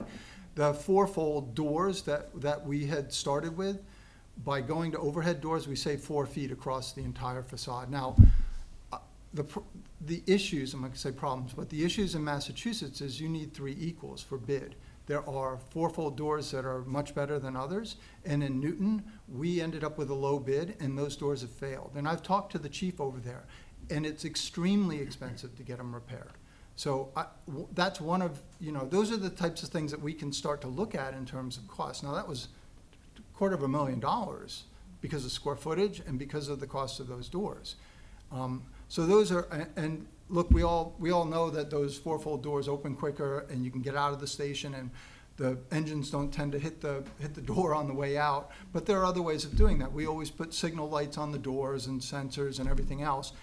It's not gonna guarantee they don't get hit, but, you know, those are considerations that we would have to work with you all on. Yeah, and also one of the biggest squeezes of the square footage I hadn't mentioned, but it was storage space. There was a ton of storage capacity in the original plan. We probably cut that in half. Yeah. We still maintain a training mezzanine with, you know, full functionality. We still have a stair. One of the stairs is open in the middle, so they can train in the stairs with hooks on top. We eliminated, the stair was actually larger in the earlier plan, so they could back the ladder truck up to it. But in order to do that, it required certain dimensional extensions. So there were things like that that we cut back. There was a big savings in getting rid of the pitched roof, big savings. Yeah. Because it's volume and roofs are expensive. And so we're programming it with a PVC roof right now. With overhangs that still look kind of historic, but are actually better in scale with the other houses in the neighborhood, 2-story, 2.5-story houses. That's great. All right, well, thank you. One of the other things that you could do is ultimately make sure you have some alternate bids in there. You know, I can, with the bifolds especially, or overhead doors, those are easy alternate bids that you could bid on bid day. Maybe they're not in the project-based bid, but ultimately, if the prices come in good, then we're not losing that. You know, we're not having that sacrifice. So we also, when looking at these plans, you know, whether it's a future addition or future anything, just making sure that we can do an alternate bid. Prices come in good, we still get that feature, we didn't lose it, and away we go too. So that's another thing that we could bring to the table. Great. Thank you. We're at time. I appreciate Schwartz Silver coming in. I appreciate you submitting a bid for this project. We have 2 more firms after you today where we'll be deliberating this afternoon, so you'll hear from us this week. Okay. For WMC, we're going to take a 7-minute break if we could pause so folks can, 7, get some water, maybe Thanks, Rob. use the restroom. Thank you. All right, thank you, everyone. Thank you. all.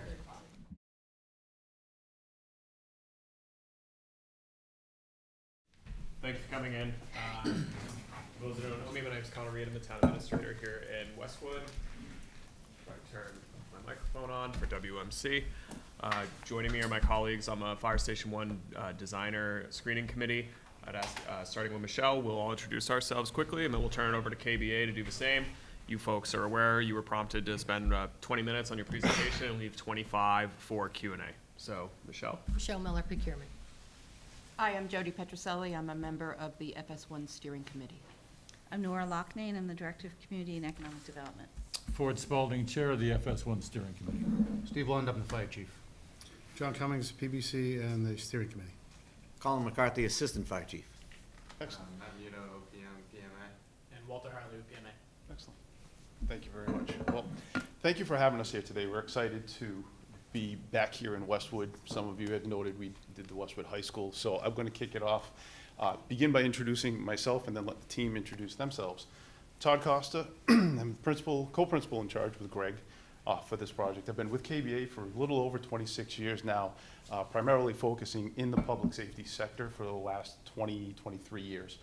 And probably one of 2 people up in front of you here today that was part of that original project for Westwood High School. Greg Giant, I'm the project manager and a principal here at KBA, an architect. I've been with KBA for 18 years, and I'll be your primary contact for this project. Hi, I'm Katrina Hay. I am an associate principal, and I lead the interior design team at KBA. I'll be your interior designer and space planner. Hello, my name is Lena Compter. I'm a project manager with Weston Sampson, and I will be supporting the team in site civil design and permitting efforts. Hello, my name is David Pereira, professional engineer. I'm principal at GGD Consulting Engineers, and I'll be representing the MEP team. So now that you met the team, I want to go right into that question about Westwood High School. What did we learn? Right, very simply, pre-qualification of contractors, key and important, and it's a state law now, so it's easy to take that lesson and just apply it. Also, early coordination, which we like to do, and we have since Westwood High School, with the building official, the building department. Decision-making, they're part of the process, so that way when the set comes across with the stamp on it for permit approval, they're already aware of what they have in front of them. It makes that process much easier in the long run. As well as the design aspect of things, making sure that we involve the community in the design so we know how this is going to fit into your community and become more of a project about you folks and about your citizens, so that there's full buy-in in there and how this building shows up.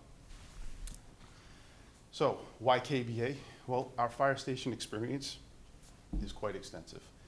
Right? We are decision ready based on the feasibility and the hard work that folks have already put in on this project. We want to build on that, evaluate it, and keep it going forward in a productive manner. That also comes down to one point of contact with our company, and then also with your lead project manager, Greg.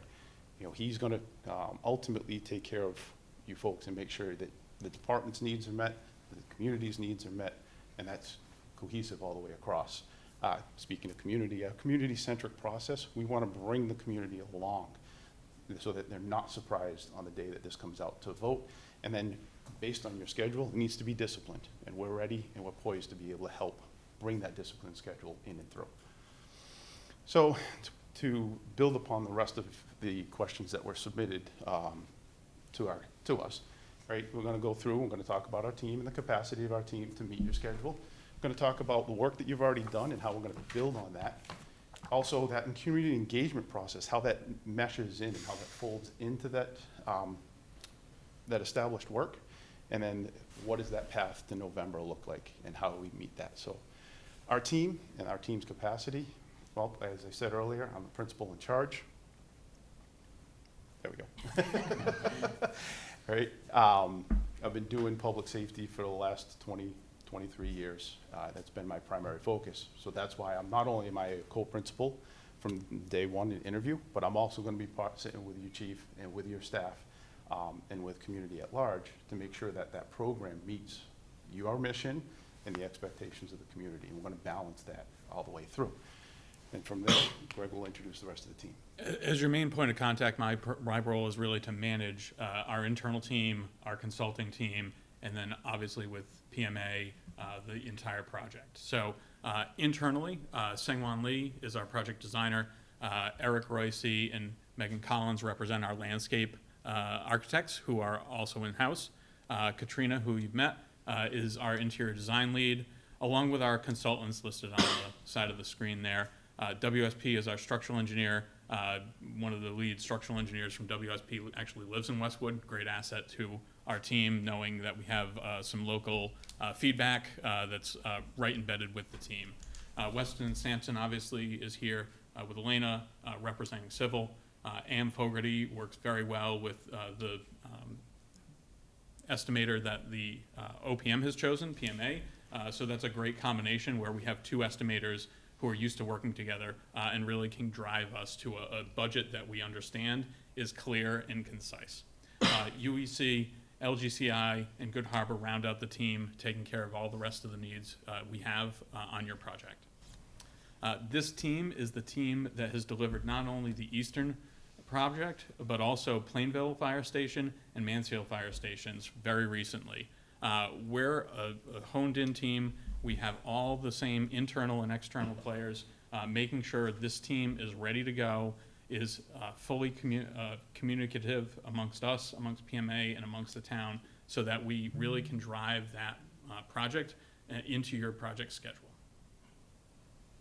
There is no learning curve with this team, so we really have one point of contact. We have two offices that this project will operate out of, both Foxborough and Boston. Both are really close to your community. We can be here in about 25 minutes or so. And really, we are fast at making early decisions. We help you make effective decisions with a quick turnaround, and really can communicate those decisions out with your community and bring back feedback from them.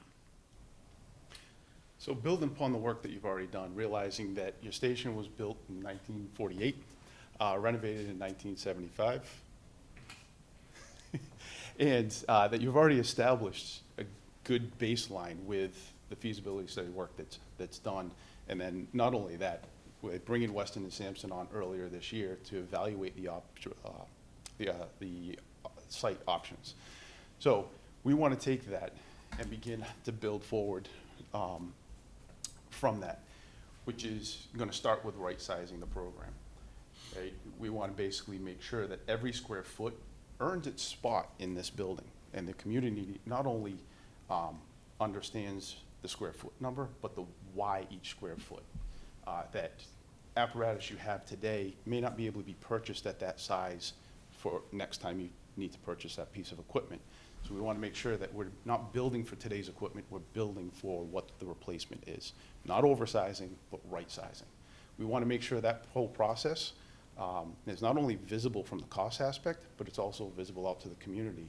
So you're building that confidence in the final result that is going out to the community. So how does that start? That starts with sitting with the police chief, fire chief. We'll give you a mulligan that you're in a police station. In the police station. That might be a demerit. I apologize for that, chief. So we're going to sit with the fire chief and his staff to understand each aspect of the process, the workflow, not only for operational workflow, but the decontamination workflow, to make sure that it's right-sized. Like I said earlier, every square foot is going to earn its spot in this building. That includes both the living quarters and what's going to happen in there for the department on a regular basis each day, as well as the apparatus bay and the support spaces adjacent to that. And why did I separate those two? Because they are two very distinct areas that we need to address mechanically. So, yeah, so from an MEP standpoint, our focus is really, looking at and coordinating the many specialized systems in the building. I mean, from overhead doors, D-strap fans, station alerting, the list goes on. There's many systems that we need to understand and build those into that initial program. So we're very in tune to that. You know, all the way from apparatus bay to living quarters, we have to understand residential codes and the whole 9 yards from that standpoint, and early communication between the engineering team and the architectural team to coordinate all these systems is critical to get a fire station that works for the department. So I want to pause real quickly on just a little bit of clarification. So some of those that may not be in the industry and in industry terms, Dave referenced a D-strat fan. It's a destratification fan. Why is that important? That's going to help us maintain energy balance within the apparatus bay. So we want to make sure, as we're used to terminology, citizens at large now become aware of what that terminology is and why is that important. So, as I said earlier, our process begins with needs versus expectations. There are needs of the department versus expectations of the community, and we're going to help to build and establish that symbiotic relationship going forward. And each square footage spot, each programmatic space is essential as to that operating flow as well. So part of the goal of the building is to provide provide readiness for going onto a call safely. That's not just with the firefighters, but also with the fleet. We provide training opportunities within the app bay, whether it be a bailout window or scalable walls, plus the infrastructure and the space to maintain the vehicles. The flow of the building is very important, getting to a call safely and efficiently to the app bay, but also as you return from a call, the return process into through decontamination and back into the living spaces is equally important.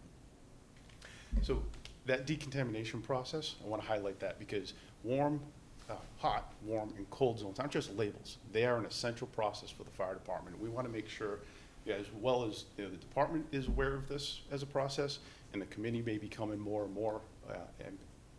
more aware of that process, but the community at large. So hot, warm, and cold zones refer to returning from a fire. As you can see here labeled in red, your hot, cold, so the hot zone, if you were, they return from a fire, they're going to go directly into the decontamination area. They're going to remove that PPE. They're going to start that in a laundry process. So we're removing the carcinogens from the fire in that laundry process. They're also being stored in a contained space that's being evacuated. Again, very important mechanical aspect. After they're working that decontamination process, the firefighter themselves, so we're taking care of the contaminants that are on the clothes. Now we want to take care of and we want to address the contaminants that are potentially on that firefighter. They're going into a warm side shower, and from there, they would be allowed into the living quarters to a regular shower to, again, work those contaminants off, but we are very clearly designating those zones between contaminated areas or potential contamination and living space or operational space. As we take into account all those programmatic needs within the building, we also have to take into account the site considerations that you have here in Westwood. So building a clear and concise site comparative matrix is really important. Giving the community the ability to understand the pluses and minuses, the challenges, the opportunities with each site is really key to gaining a project that can be ultimately approved by the voters. Making sure we score that matrix so people can understand things is important, but also that the firefighters, the fire department, and the town staff understand exactly why the decisions are being made and can represent them well out in public. We're going to get into the sites a little bit and look at a couple of what we think are opportunities on each site. There is no perfect site here in Westwood, right? They each have their own set of challenges, their own set of opportunities. So we really want to focus today on some opportunities we see with each. On your existing site, it's a known entity. That's really the positive there is that there's no change in fire response. People understand kind of what they're getting. They know what's going to happen. There are some challenges there that Dave will talk about. Yeah, so one consideration for this site is the PFAS materials on site. So any disturbance of that subsurface material would be complex if you were to consider geothermal system for a mechanical system. But there's, so many advances in air source heat pump technology that, as a team, we'll evaluate all your available options to give you a high efficient, reliable, and very important for a fire station, resilient mechanical system using these air source techniques. As we move over to Deerfield, we think that's a really great site, a large site with some opportunity on it. And Elena will talk a little bit about some opportunities there. The great advantage of the Deerfield site is its size, so it really gives you a lot of flexibility of placing the building, the parking areas, the circulation, and also having the multiple access points is very beneficial for operation of the site as well as emergency response. Couple considerations here are the presence of wetlands along the perimeter, as well as the existing tenant. So any construction would have to be logistically worked with the existing tenant to make sure they're not disturbed. But we feel that the permitting process would be very manageable for this particular property. A third option is another site a little bit south. It's a great site. It's a little bit smaller, but because it is undeveloped and there is no limitations by having another tenant, we really can maximize the property and design it specifically for the needs of the fire department. The key consideration here is that there is no access. It's a landlocked site, so the town would have to go through a process of getting a right-of-way acquisition. And even with that, there would only be one access point, which could be a challenge. So we get into evaluating those sites and really engaging with the community prior to decision making. We want to show an example of where we did just that. The spreadsheet here is not really important what it says, but it's a spreadsheet from our project in Easton where we did 30 meetings in 60 days, almost one every other day, leading up to a town ballot initiative.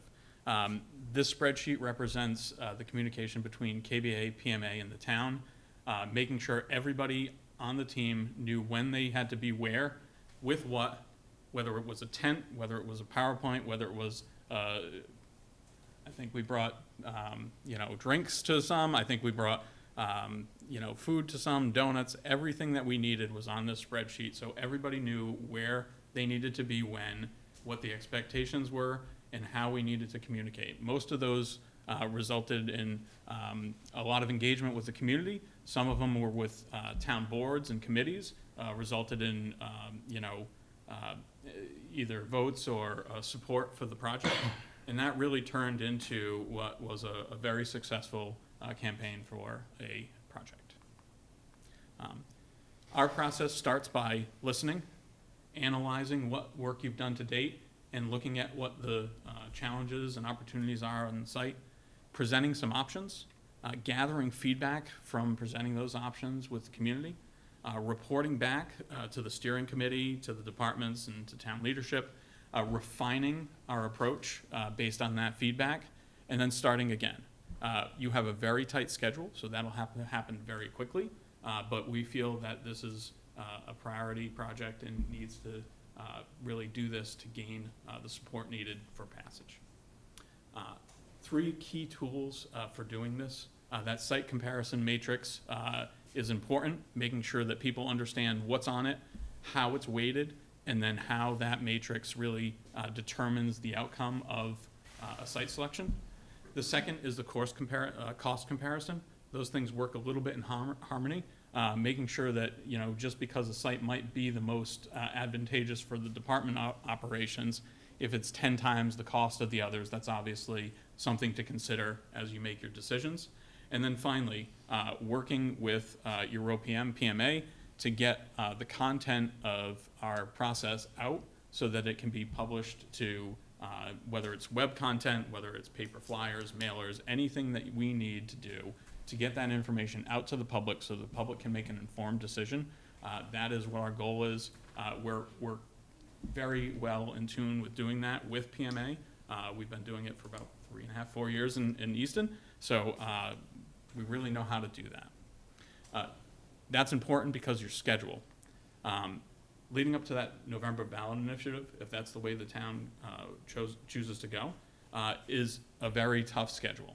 I would say without this team and without having worked with PMA very closely over the past years, that would probably not be feasible. Given our experience with PMA, working with the team, having the same team internally and with our consultant team, we feel like this might be a viable path should the town choose to do that.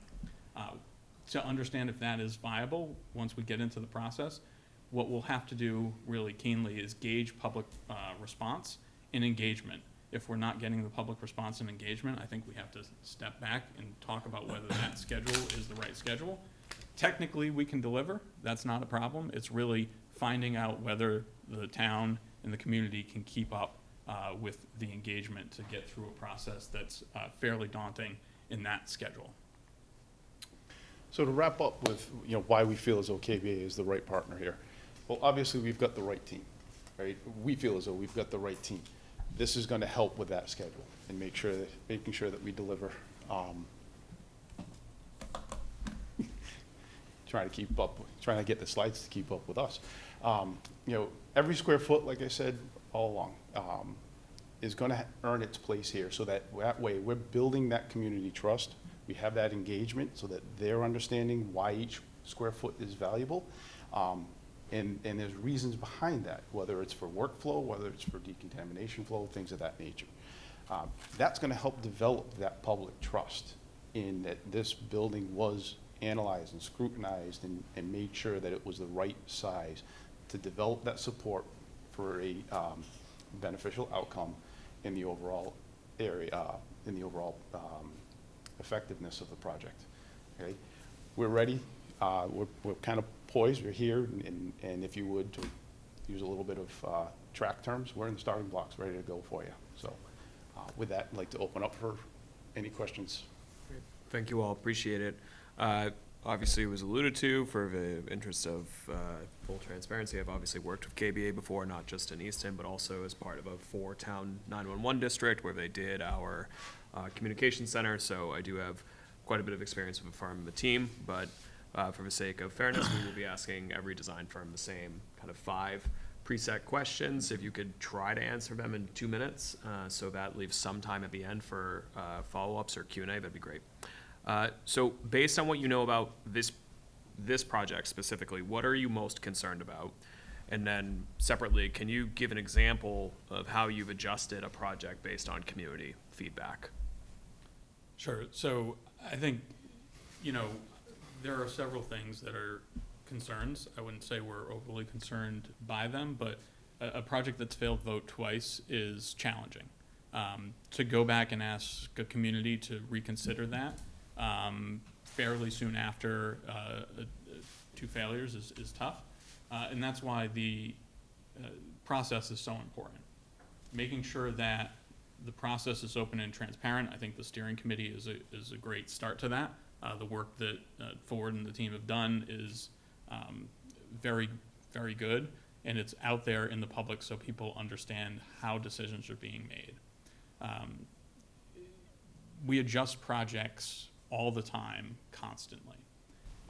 Based on feedback from the community, we adjust things. In Easton, we'll use it as an example because it's recent. We adjusted how the town split up their fire response based on feedback from the community and based on feedback from the building committee. We had some different options presented, and the building committee actually put I think it was like an 8th option on the table to really start over with a fire substation and build 2 new buildings. So again, we bring a lot of options to the table. We refine and change our approach as we get feedback from the community. Great. Thank you. Ford.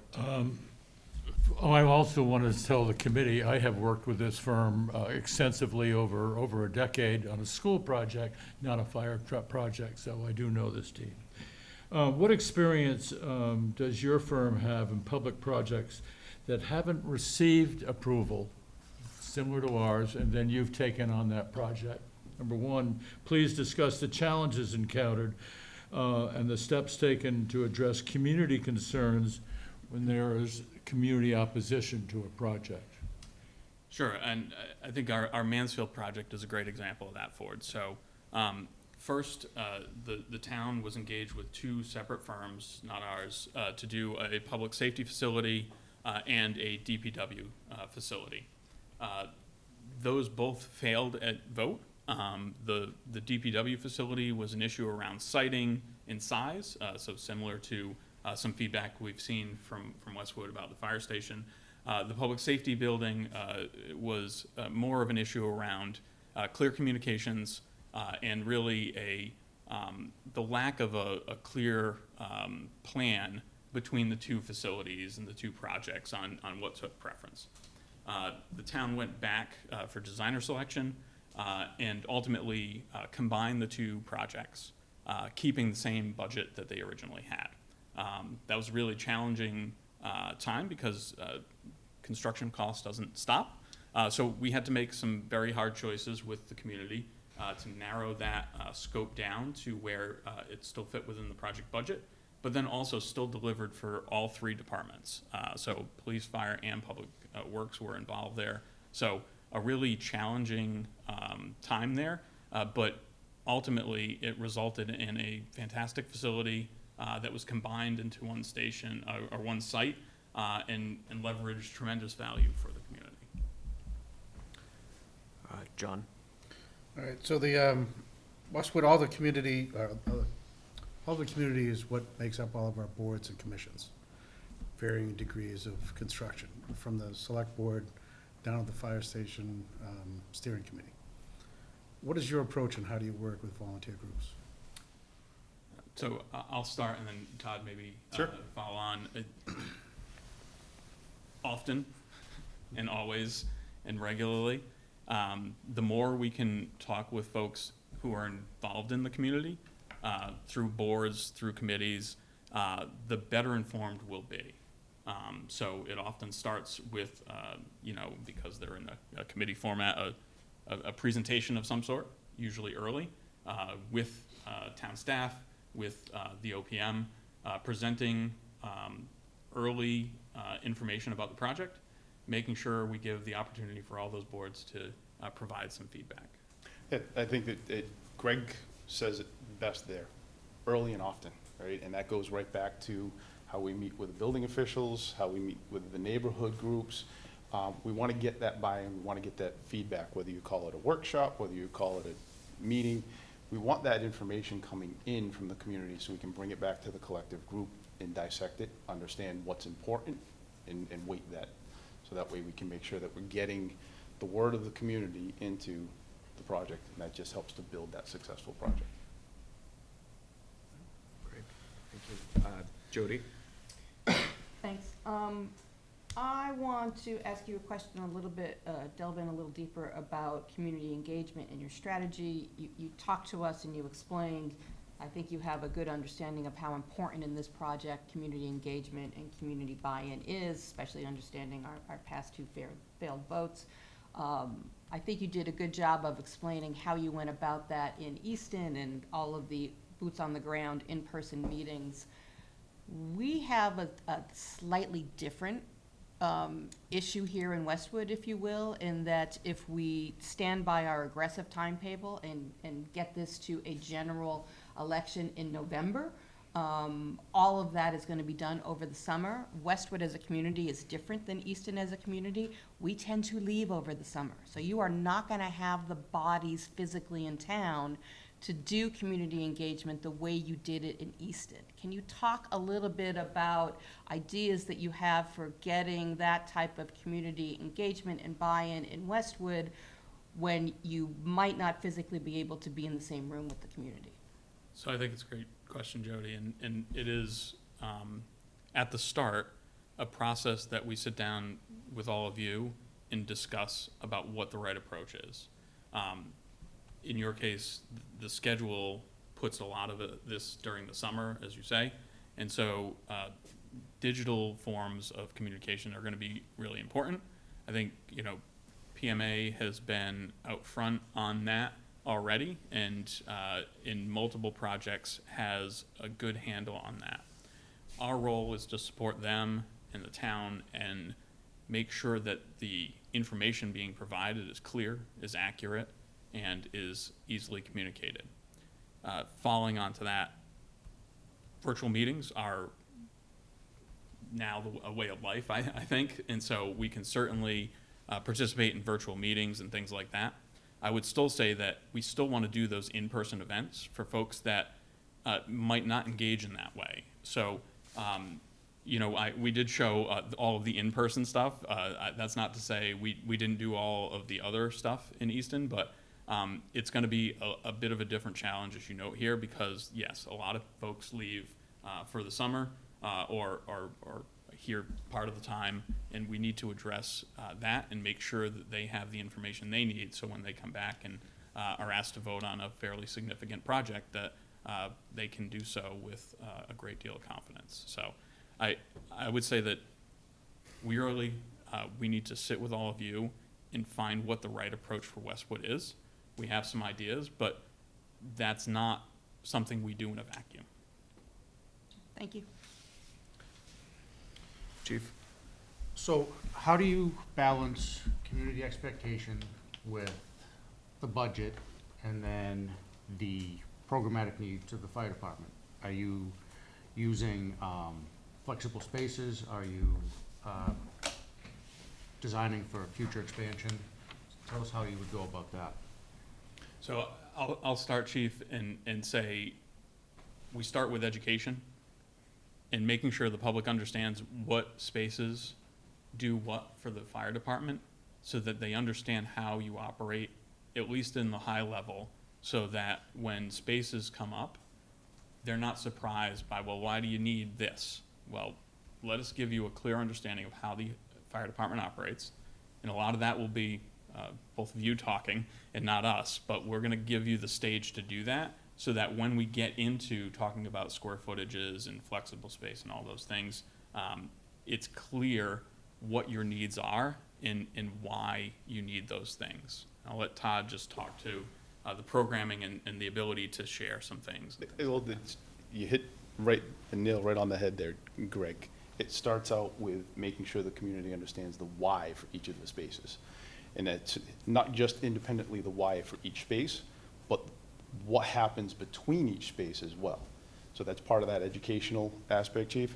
The next part is we're going to come to the table with our experience, right, and bring that as an advantage to you and your department, because there may be things within your department. We're going to ask a lot of difficult questions, and sometimes it's as simple as why, because we want to understand, is this a function of tradition? Is this a function of this is what your building has allowed you to do to date, or this is what you found would be most optimal? And it could be any mixture of those, but we're going to have that dialogue, we're going to have that conversation, and it's going to be a little bit of give and take and pushback, because we want to bring our experience with this community has done this way, or they've looked at combining these spaces to be an overlap of report writing and the watch room or something of that nature. Does that bring a benefit to you and your department? And the benefit may be an operational benefit. There may be an operational compromise that gives a price benefit for the overall project, square footage and things of that nature. Not saying these conversations are going to be easy, but they're going to be thorough, so we can vet that and make sure that when we're going out to the community sees that there's an effort. Right? And there's a give and take effort from both sides. So that's part of that public outreach. That's part of that engagement and getting the buy-in from the community. Sometimes those things are going to be that you need it the way you need it, and we're going to make sure that those areas are untouched, so to speak, like the decontamination.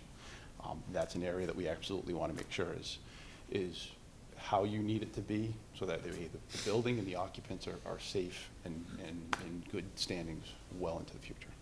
Okay. Great. So we have a few minutes for follow-up questions from the committee. Can I just follow up on the chief's question and your answer? One of the things you mentioned in your answer is the possibility of combining spaces, to have one space that has multiple uses. Can you give some more examples about, you obviously had access to our previous design for the the station that didn't pass, but gave the fire department everything they needed. And we obviously can't go forward with that. Do you have any other examples of things that you can maybe point us to now of potential opportunities to combine space or use flex space to give the fire department what they need in less square footage than what it was originally designed? So I think we start one with designing an efficient building. So there's, say, 30 to 40% of the building that is not a dedicated space for something. It's walls, it's hallways, it's bathrooms, it's mechanical spaces. So we start by, one, designing an efficient building. Two, we look at opportunities where spaces can serve dual uses. So let's take a training room or a meeting room and look at that for potential other uses. Can it be used for training and meeting and community uses? Can it be used for your EOC? I think you might not need that in your project, but what other uses can you use with those spaces that don't impact the day-to-day operations of the fire service? Looking at those first, and then we get into the other spaces. Can we use bays in some cases that are slightly smaller because we're only housing rescue apparatus in there and not the full frontline apparatus? Are there opportunities where we move command vehicles outside, unfortunately? Things like that, to make sure that we come with a series of options, not only for the department but for the town to consider, and really balance that with cost, with the site, and with the long-term operating costs of the building. I want to elaborate and just kind of take it a step a little bit further. So we've talked a lot about the bays and some of the operational spaces, but I want to go a little bit into the spaces that matter to the firefighters, right? Where they're living, how they're operating, things of that nature. We want to make sure that we're doing this effectively. And sometimes, whether it be an independent locker room, right? Or do we take that locker room, which is primarily for their gear, and we put it outside? We use some of the corridor space as well as entry space into the dormitories to create like a sound buffer for the operations, but it also individualizes and makes it a non-binary building, because now you can have men and women with their lockers directly adjacent to each other, because their changing space, if you would, is their dormitory that they're assigned to just beyond. We even go a little bit further into bathroom facilities, restrooms, showering facilities for the living quarters, okay? Instead of a male, female, non-binary, it is unisex across the board. So that way we can efficiently get that required space of fixtures into the building, so that in an event of, return, night shift, whatever, the locker, the restrooms, the shower rooms all address the need, and we do that in a tighter, more efficient space. So we haven't lost any programmatic need. We're just looking at it a little bit creatively and differently to make sure that we can tighten that building up. I like to think of it as, we optimize the dollar per square foot of operations. We're not going to we don't want to put money into circulation for your building.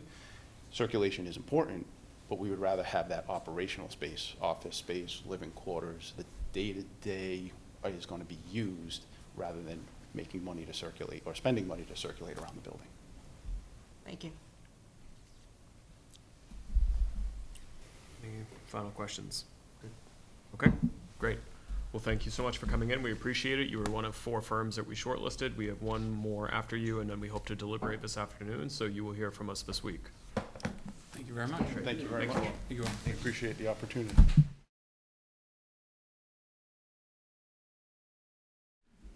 Okay. I stepped off of something. Thank you all for coming in. Appreciate it. I've met some of you before, but for those I haven't, my name is Connor Reed. I'm a town administrator here in Westwood. Joining me are my colleagues on the FS1 Designer Screening Committee.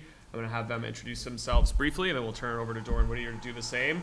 And forgive us, it took like all day to get the coffee machine to work, so no worries. It's essential.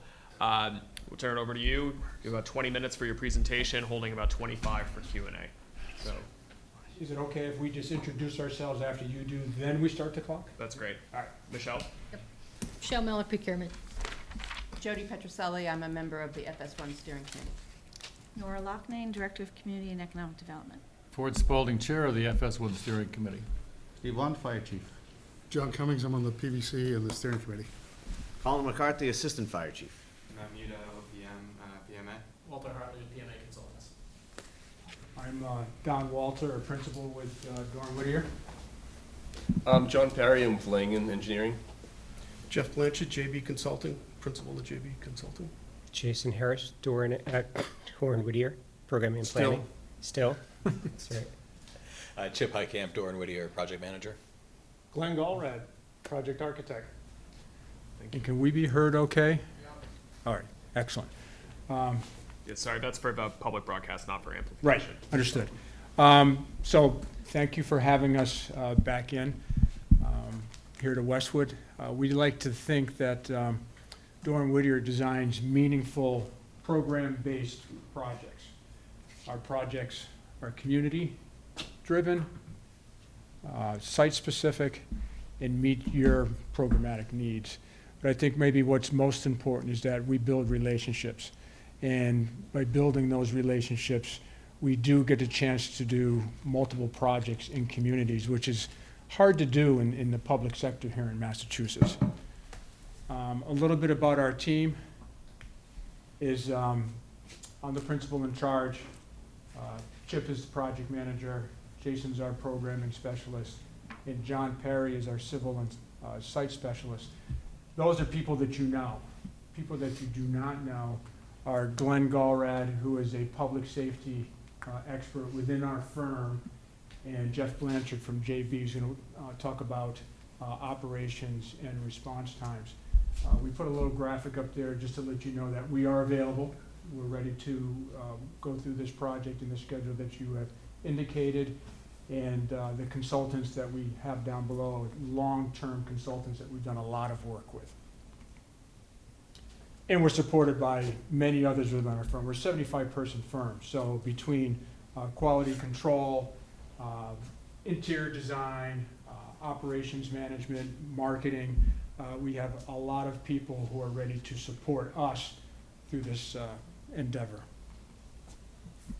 And then quickly, our experience, we've done 50 public safety projects throughout New England over the last 20 years. And as you can see by the map, most of those are concentrated here in eastern Massachusetts. So this is basically where we work. And we're just going to show some of the projects that we've done, mostly because, well, a couple of things. They're very community specific, as I mentioned up front, site specific, neighborhood specific. So nothing is cookie cutter. We want to make sure that we meet your needs. But maybe this is most important, is that we have a lot of repeat clients with these projects that we've done. So in Stoughton, in Melrose, in Situate, these are all communities that in Dedham that we've done multiple projects in, not just public safety, but also public schools. And of course, Westwood, where we've had the opportunity to work here for a number of years doing a number of projects. Cost control is hugely important to us. You'll see that most of our projects the bids come in under our estimates. But this graphic here is to show you how good we think our documents are. So quality control is paramount to us. So you'll see at the bottom, D&W average, that's the percentage of change orders attributable to the design team. So we're less than 1% on average for change orders attributable to us. The industry average is 3 to 5%. So we take it very seriously. We're spending public money, we're spending your money, and we try to do the best we can with it. And then we're going to get in and talk about our approach with your project now. Jeff's going to talk about some of the strategic planning and analysis that's going to take place. Jason will get into some of the programming, site analysis with John, and then Chip and Glenn will talk about schedule and project management. Hi, I'm going to take your previous study that was done by Centurion, and I'm going to build on that. And I think one of the, what I see as a weakness of that study is one that's it's a little bit old now. It's only 2 or 3 years old. But some of the data that was used for the projections for future growth, when I read that report, kind of raised a red flag for me. So your future growth, they had a population figured at around 14,000 for 2025, I believe, and you're at 16 already. And when I was looking at your housing plan, the 2025 housing plan that just came out, looks like your growth is projected to be up to 25,000 people by the year 2050. So that's a significant growth. And what I can do, and what I'll do, is take a look at your historic call data. I make a digital twin of your fire department, basically taking your call data, your station location, staffing apparatus. I make a simulator that mimics your responses for the last 5-10 years. When we're comfortable that I've got a model that's mimicking what your department does today, we'll make the changes by looking into the future, what a future demand might look like with increased population or changing station locations. We can figure out response times, effective response force to NFPA or ISO, whatever standards you want to take a look at. Going to be doing 5 dimensions of analysis here, basically, and I just mostly went over that. I think you do need to do a new analysis to try to get a real good lens to the future of what the needs of this community is going to be from the fire department. Fire and EMS, we'll take a really good look at that. Your future growth, I'll work with the planning department, housing, and we'll get a real good snapshot of what, we can figure out what your community is going to look like 5 years, 10 years, 15, as far as we can go with the data that we can get, so that you'll know what type of staffing apparatus your department's going to need to handle those calls. And all of those answers that we'll have will flow into the program for the fire station that you need to serve your community. Yeah, great. So I've had the pleasure and the benefit of being able to already work with the department, work with Chief and Colin, and put together the original program for the project. And while we're very confident in the data that we put together, the information that we got from the department, we certainly are not going to rest on that should we have the opportunity to move forward. So since we did that original process in 2022, which started with a questionnaire that went out to all the staff, we've been developing those tools in-house and expanded them. So when we are able to go through that process again, and we would reissue questionnaires again, and really kind of walk you through the whole process, we have developed that further. So as data-driven as that was, we're able to do even more analysis now than we could back then. So we're going to dive deeper. We're going to reconfirm the information that we have, and we'll be able to do a deep comparison to where it was when we left off to where it is today and projecting forward. So anything that would move forward, you would have very concrete answers to this is what is needed, this is what was looked at previously, this is what you're going to have going forward, and then combining that with the data that we get from Jeff to make sure there's really good, strong, full analysis. So as the department knows, it's a very detailed process. We went through meeting after meeting after meeting to really make sure that everything was right-sized. We went through every single space in the building. We brought the size down from the original square footage. I think we started off closer to 40,000 square feet. We brought it down to about 36 and some change, and really felt like at the time that was the right spot. But we want to make sure that going forward, we're really nailed in and that the community understands that. So one of the things we're going to talk about a little bit ahead is some lessons learned, and one of those would be educating the public on the needs of the department and things that have changed. So for instance, there are new requirements that have come out since that original study that facilitate some of the size within the building, whether that is the number of people that are on an apparatus for NFPA 1710 requirements, which is going up to 4 people per apparatus, which before was less. And all of the decon spaces that are required, NFPA 1500 and so on, all that takes space. And the public doesn't necessarily understand that, so we want to make sure that we are able to educate them on that process. And we can get into more detail as we go forward in the questions. So again, I'm John Perry. I'm with Langen Engineering. I'm the site civil engineer on the team. Langen, I know some of you know us from previous experience, but we will be analyzing the sites that we're looking at. Obviously, there's multiple sites that we need to vet out. So we'll be looking at those from a we'd be looking at it from a survey standpoint, traffic, which is gonna be, I think, a huge portion of where the station ends up going along High Street. Geotechnical engineering, we do an evaluation of the soils below grade. We have in our environmental team for both wetlands and geo-environmental, hazardous materials, hazardous soils, things like that. So we take a very holistic approach, and we've been working with this team for years now on exclusively public safety projects. So we have a really good understanding of, after Jason and the rest of the team goes through the programming of the building, and it's a kind of an iterative process, looking at test fits for different sites, how they'll fit based on how the building is kind of, fluctuating or coming to life, essentially, how those will fit on the site, what's the best route for access to and from the site, which is obviously a huge component of a fire station. You will get out to the street quickly, so you have a good response time. Looking at topography, wetlands, and all those things to vet each of these sites very, very thoroughly. Thanks, John. Yep. I think the team has sort of queued up a lot of the key data points that, whether we're starting from scratch or revisiting a project like this, sort of a unique position to be in. I think the key lesson learned is about communication. Without that granular detail that can help support the message from the fire department, their need, being able to stand up and justify every square foot, knowing the cost of every single square foot, we pride ourselves on that. And I know it's not always easy.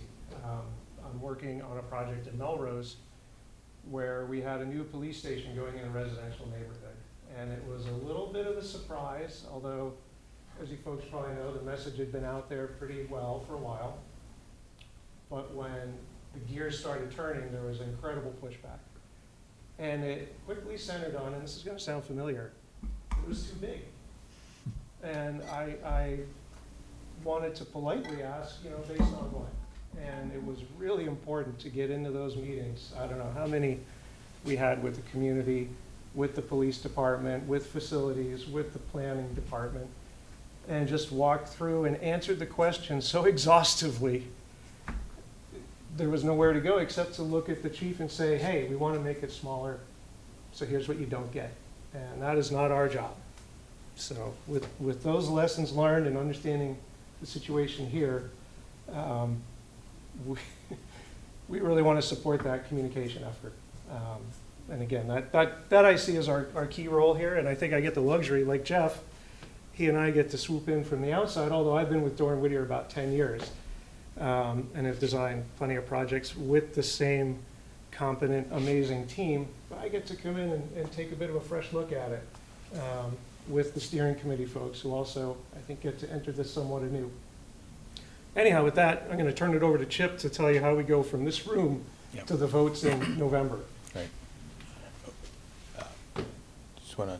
Oh, well, right. Kind of the same side. Yeah, it dovetails with we'll that jump. was part of my message, right? That whether it's hybrid, virtual, in-person, workshop in the station, we're there. Yep. All right, so just your thanks, Clyde. This is your classic schedule slide. This shows that we can hit that November, that fall town meeting deadline that you guys are looking for. We have, like Glenn said, Don alluded to it as well. We have a great team. We have the firsthand experience, and we have some new faces. So this is kind of showing and sort of that timeline there. One thing that we wanted to point out was that there are some challenges here. You have 2 phases. You have 3 cost estimating exercises. That is going to take time. Like Jason said, when we get into this, and like Jeff does his thing, this is all going to take time. It just seems a little short-sighted maybe to push too fast too soon. It might make sense that there's a conversation to be had to push for spring town meeting 2027 as an option to make sure we are really turning over every stone for you guys and making sure we hear you, we hear the town. If you see as we refer to them, the Cheerios on the slide, those are regularly spaced community engagement meetings where, like Glenn said, we're going to get in and on a regular basis. We want to hear from the town, but we also want to have time to implement those that feedback and that conversation into the program so that it is more holistic. Like, that's kind of the message here, is we just want to bring it all together. Can we do it for November? We can. Is it the right for this project? That's the conversation we want to start with you guys here. So I think that's, what we can bring, and again, it comes down to having a great team and working with your great teams that you guys have put together. We know this community, and we look forward to kind of getting this all the way and, kind of finish what we started. So part of the schedule discussion has to do with the fact that 2 months are going to be in the summer. And we know Westwood's a little quiet in the summertime, so trying to educate people through that time frame is a challenge. It can't be done, but it can be challenging. So, but again, we need to have that discussion. And if it's November, then it's November. We'll absolutely help you get there. But just to close, because I know 20 minutes and we have plenty of other slides to show if you want to get into it. So we've been here since 2013. And I know there's been quotes out there about, why is it always Dore and Whittier? And we tried to share a little bit of that in the presentation, that, well, we feel pretty comfortable with the work we do. Communities are generally pleased with the work we do, and they hire us again. The group you see here is a group that you'll see all along. We're pretty relaxed, but we're very engaged, we're very detailed. We want to really provide what's best for you. And quite frankly, we'd like to see this through to the end. So, thank you very much. Thank you. Appreciate it. Thank you for presentation. So, obviously, Westwood has worked with Dore and Whittier before, but surely you will understand we have the same 5 questions we're asking every design firm for the sake of fairness. If you could try to answer them about 2 minutes each, but leaves time for more just organic discussion. Does that sound okay? Mm-hmm. Great. So, based on what you know about this project, what are you most concerned about? And secondarily, can you talk about or give us an example in other projects where you've adjusted design based on community feedback? Yeah. What's interesting about our experience here was that what we learned is that the process was too insulated. Right, we participated in many public meetings, but it wasn't a public committee that was leading the charge like you have here now. And cynicism, doubt, for whatever reason, the community wasn't completely buying it. I think part of it had to do with the program that was, I say was, because maybe it may still be needed for the fire department on that particular site. And there's only so much room on that site. And as we know, we went through a variance process, pretty detailed, and ultimately got to a place of approval at town meeting and through the boards. So, so that insulated process, which you're doing away with, educating the public beyond just us talking in a public meeting. Some of the success that we saw with Pine Hill had to do with Emily and Maya going out and sitting in people's living rooms, going to all the different clubs and organizations within the community, and having very small coffee clutch type conversations to inform people.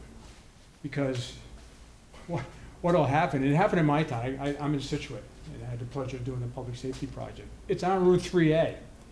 Months after that project was in place, people were posting on Situate Monthly, what's the new building on Route 3A that we just spent 6 years planning and building? So it's hard to reach everybody, but you have to reach that critical mass.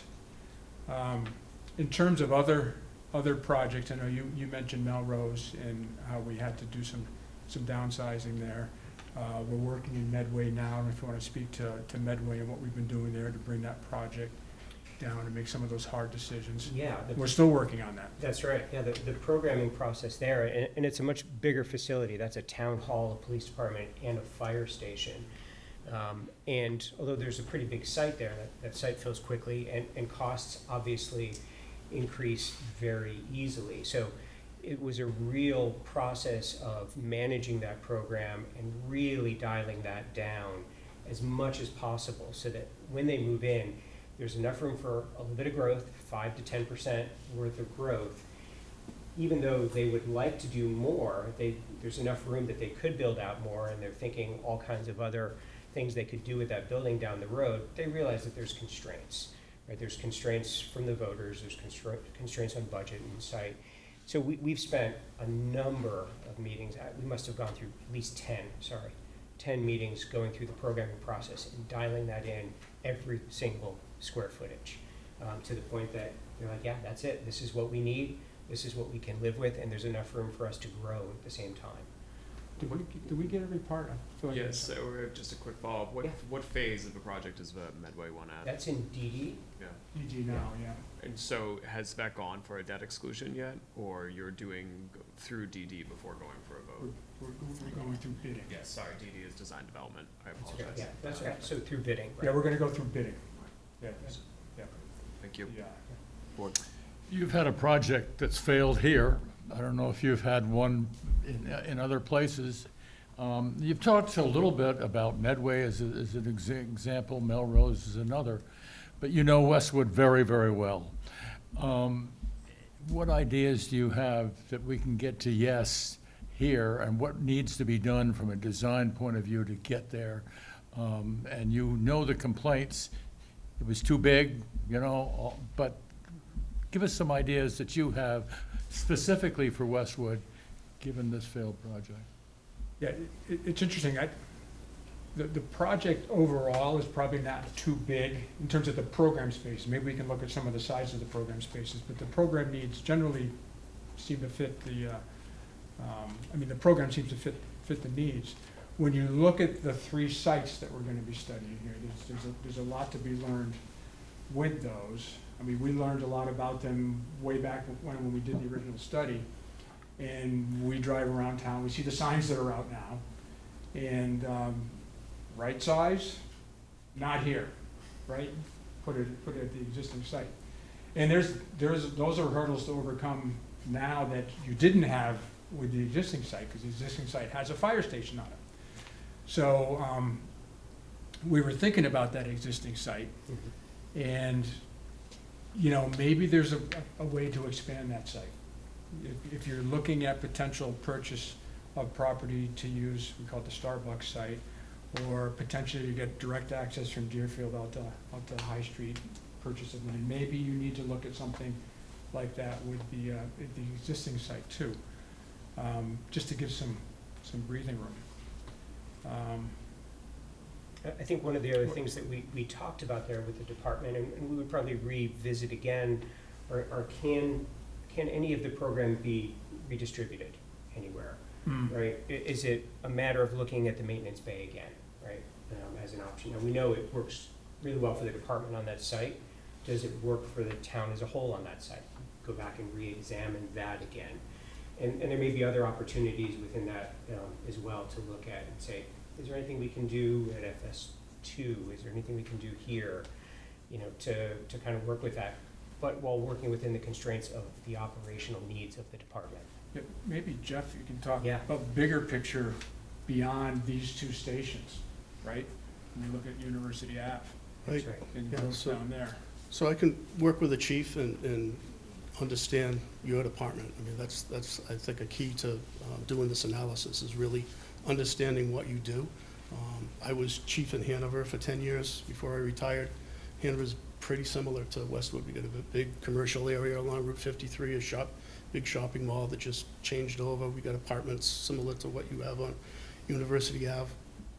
I became very good using a software at predicting how future growth would impact the department. And I think our, us getting a model that mimics this department accurately, and then drop and drag where fire stations are, where personnel are, how apparatus is deployed. Do a worst-case scenario of what if this UMass Donahue Institute projection in 2050 is that you're gonna have 25,000 people here. I mean, that's a big change to your community if that were to come true. But we can create a model that will help the chief understand what type of department would be needed to serve this community. So it's looking at University Ave, right? Maybe it's not looking to have a bigger site, so you have the larger building, but you are able to work with the site you have because you're gonna look to grow down University Ave and go to the 3-station model. What concerns me about that is November 3 Yes. does not fit into that kind of discussion. Yes, and that's. It's just my comment, just it. Right, no, and that's what we're thinking about the overall schedule in general is, we've spent so much time talking about this and going through the process to date. It would be unfortunate if the same kind of thing happens as it did last summer, right? With, okay, we're gonna hold the bids and re-vote in September, and the community's like, even though we're saying this is what we need, the community's like, well, you didn't really listen, and it went down, it was a bigger failure, right? And we'd hate to see that happen now with this 5 months somehow feels too short because you're losing 2 of those months over the summer, and you get to November, it's like, and everything's online, everything's transparent, but people don't pay attention a lot because they're living their lives. It's not a criticism, it's just the way it is. So, yeah, that's why we're thinking maybe you want to slide it a little, that's all. And meet people where they are. Absolutely, Yeah. John? All right, so with Westwood, all the boards and committees are volunteer, and there are varying levels of expertise with any capital project or building. How do you guys approach working, and what would you do with the boards going forward?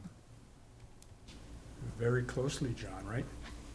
We work with the boards, yeah. We start early, meet regularly, and then work side by side, so. Yeah, specifically with like the planning board, the conservation commission, all the different design review boards and folks in the building committee and, you know, the steering committee you have here, making sure that we have really regular communication, meet often. You know, we're really good at, you know, once we get into the permit phase too, getting our site plan permits and everything like that, you know, after the SD phase, making sure we're planning accordingly all the different site plan permits that we need to get, whether it's from, you know, planning board, conservation, and working backwards, picking those dates so that we usually work from like CDs or the bid date backwards. So we have enough time between when we get our permits and the CDs to incorporate any comments, and picking that date where we need to get our permits, having enough time for that process, and then when's their submission date, right? And then having our pre-application meetings before that, and meeting with all the different departments, whether it's DPW or building inspector and things like that. So we have all those things worked through really before we walk through the door and into the public hearings. You know, what's really nice about John's company, Langen, is civil, landscape, survey, geotech, traffic, geoenvironmental. So everything's under one house. So it's not a matter of coordinating a bunch of different consultants, or often, maybe not too often, but sometimes a community or town says through the OPM that we're going to bring in this geotech or this survey, whatever. We got it all controlled. Thank you. Jody? Thank you. I want to delve in a little bit more into communication and community engagement strategy. And I'm going to push back a bit on the November timeline. You know, we hear what you're saying. We have not made a decision as to whether or not that's the timeline we're going to stick by, or if we're going to change it. But for the sake of this conversation today, let's assume that's our timeline. And we need to get the information to the community in order to meet that timeline. You all were involved the last time around. I understand that maybe not so much in the beginning, but certainly at the end when we were approaching the vote. You were there, you were on the ground, you were part of the community meetings, you were trying to get the information out to the community. It didn't work.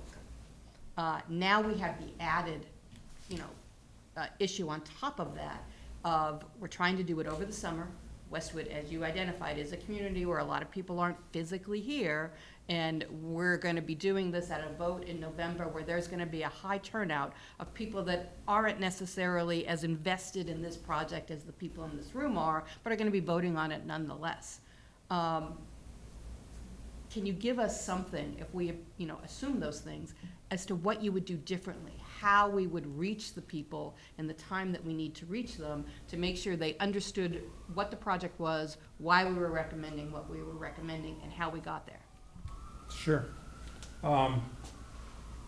This idea of going into people's households, different neighborhoods, I think is something we've done before. We didn't do it this last time. That would help, because you start to build smaller constituency groups, and obviously, the theory is you tell someone, they tell 6 people, and so forth. But, especially with people not being around, Facebook, Instagram, right? You can pump something out every single day, and even if it's not seen on that particular day, it's gonna be circulating around. And that's a way a lot of people stay connected to their communities, right?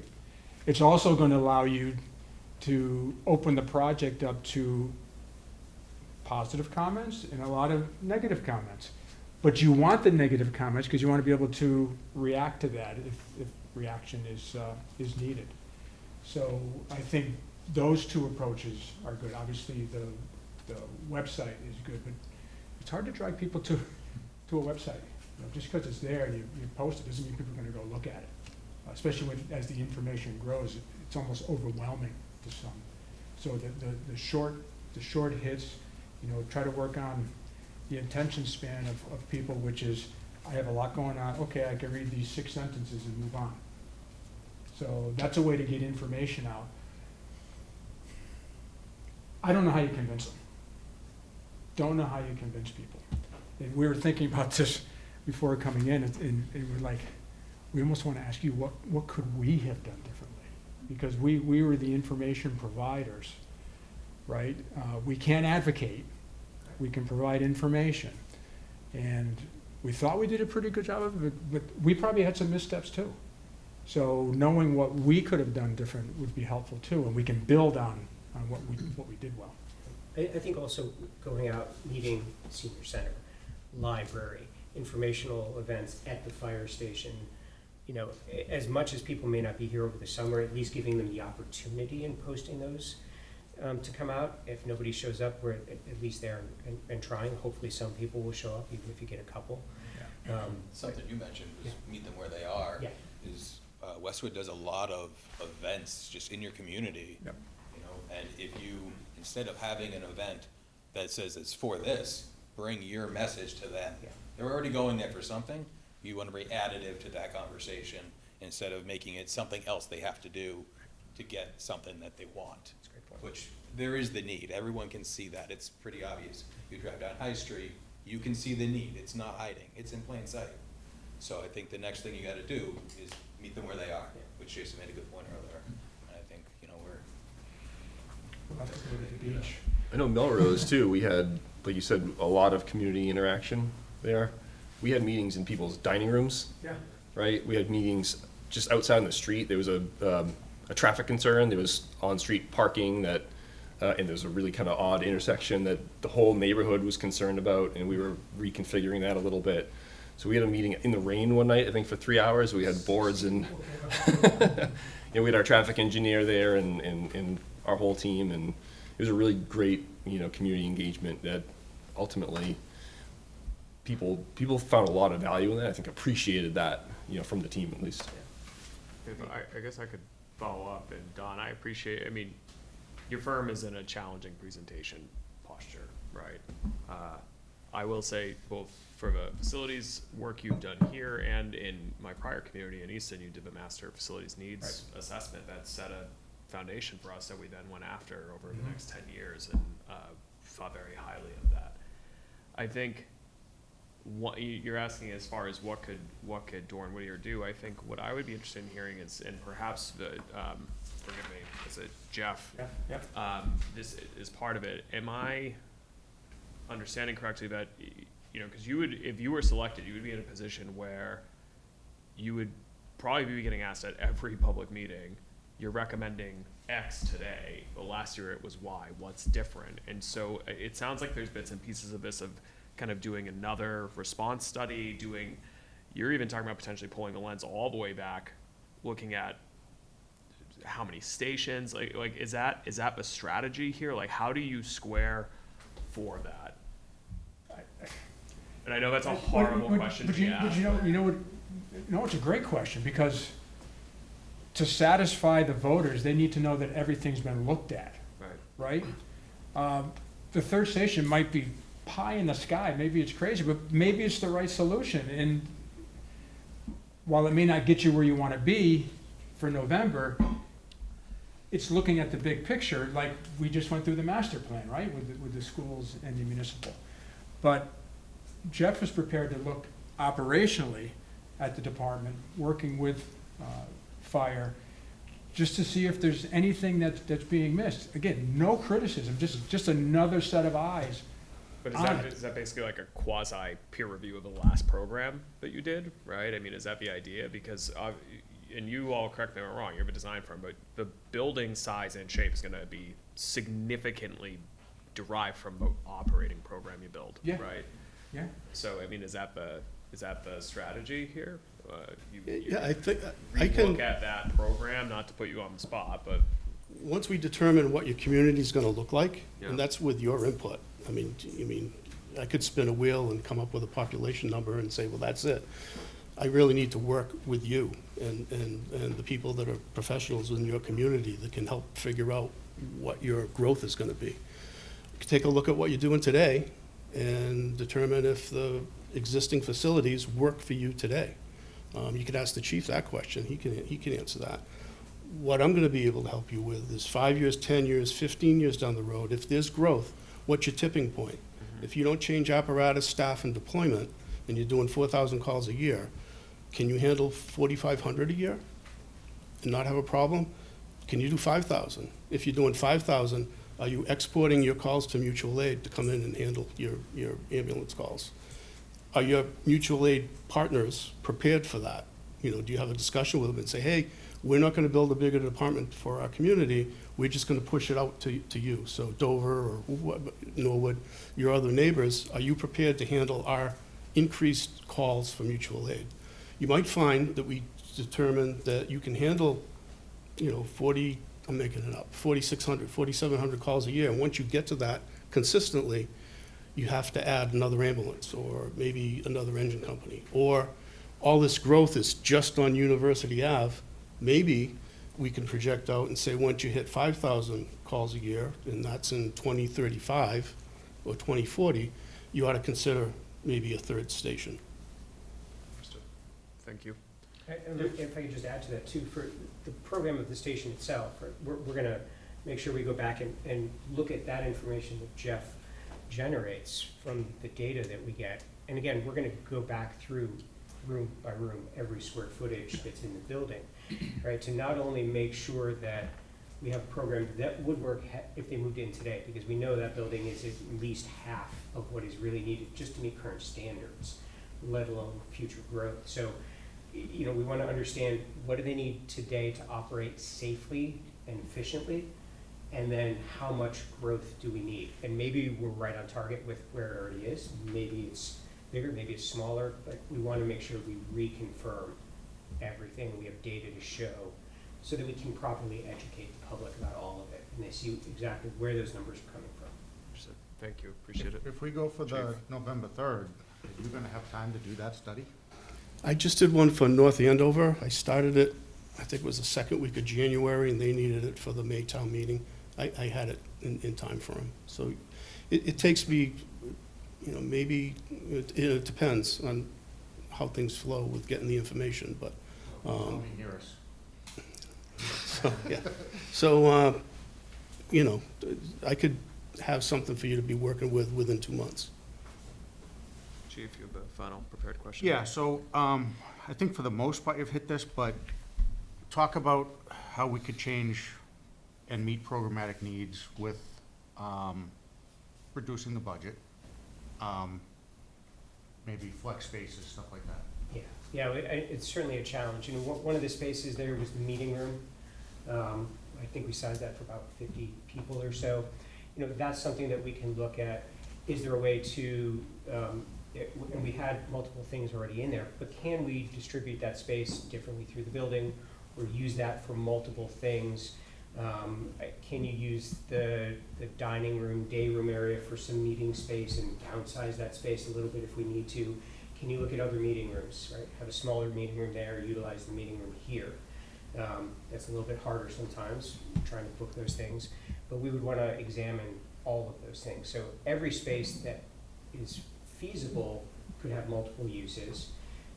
One of the things we'll want to look at again is the number of sleeping rooms, right? For making sure that when you're staffing up for storm events or other type of events, that you can accommodate extra staff that are coming in, but not too much, right? We don't want to have the optic of you're building for something that's never going to happen or a 500-year storm that will never happen. But you need to be able to accommodate and provide the service.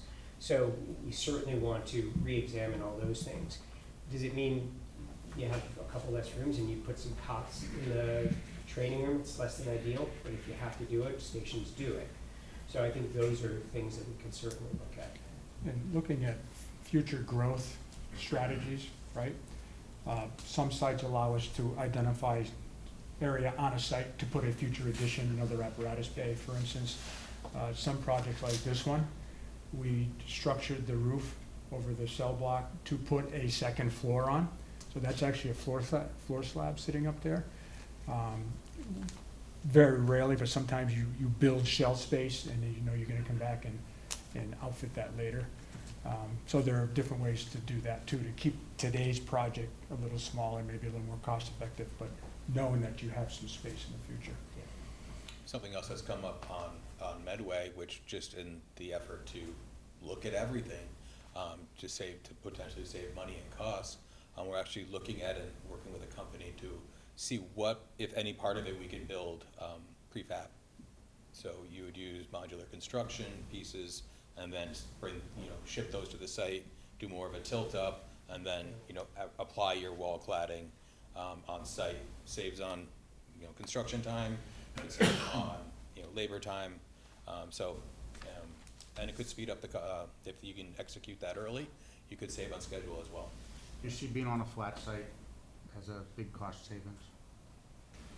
Potentially. I mean, everything has its trade-offs. I'm not gonna say it doesn't, but yes, having a 14-foot drop on your site and in short order isn't saving you any money, for sure. I can get one quick diagram I can show on that. So, there's a stacking diagram.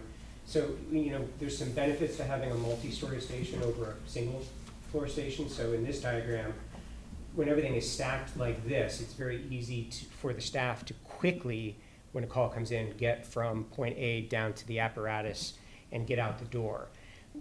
When you have a bigger site and you flatten it out, you have a lot more travel distance, and now you've just increased your response time within the building as well. So there's a balance there that we're familiar with too. So where you have to balance cost and effectiveness of providing service, all of those things should be looked at as well. So you could have a bigger site available, but you may determine we should still go up because it's going to make the department more efficient.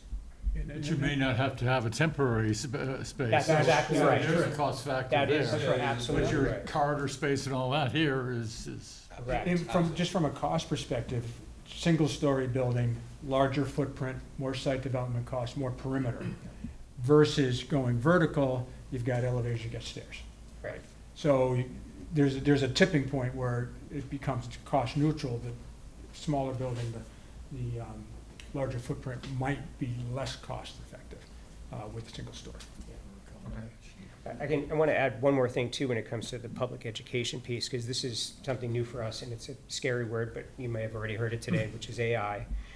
We have some new tools that we are using to help analyze data. We're not using it as a substitute to create data, but we're using it to help us back up data, to help create, it's another tool to help create presentations and get the word out effectively in a manner that maybe more people can understand. So we're trying to find every tool in the book that we can use to do our job better. And we're using it to check our data. And to check our data, that's right, double checks, exactly.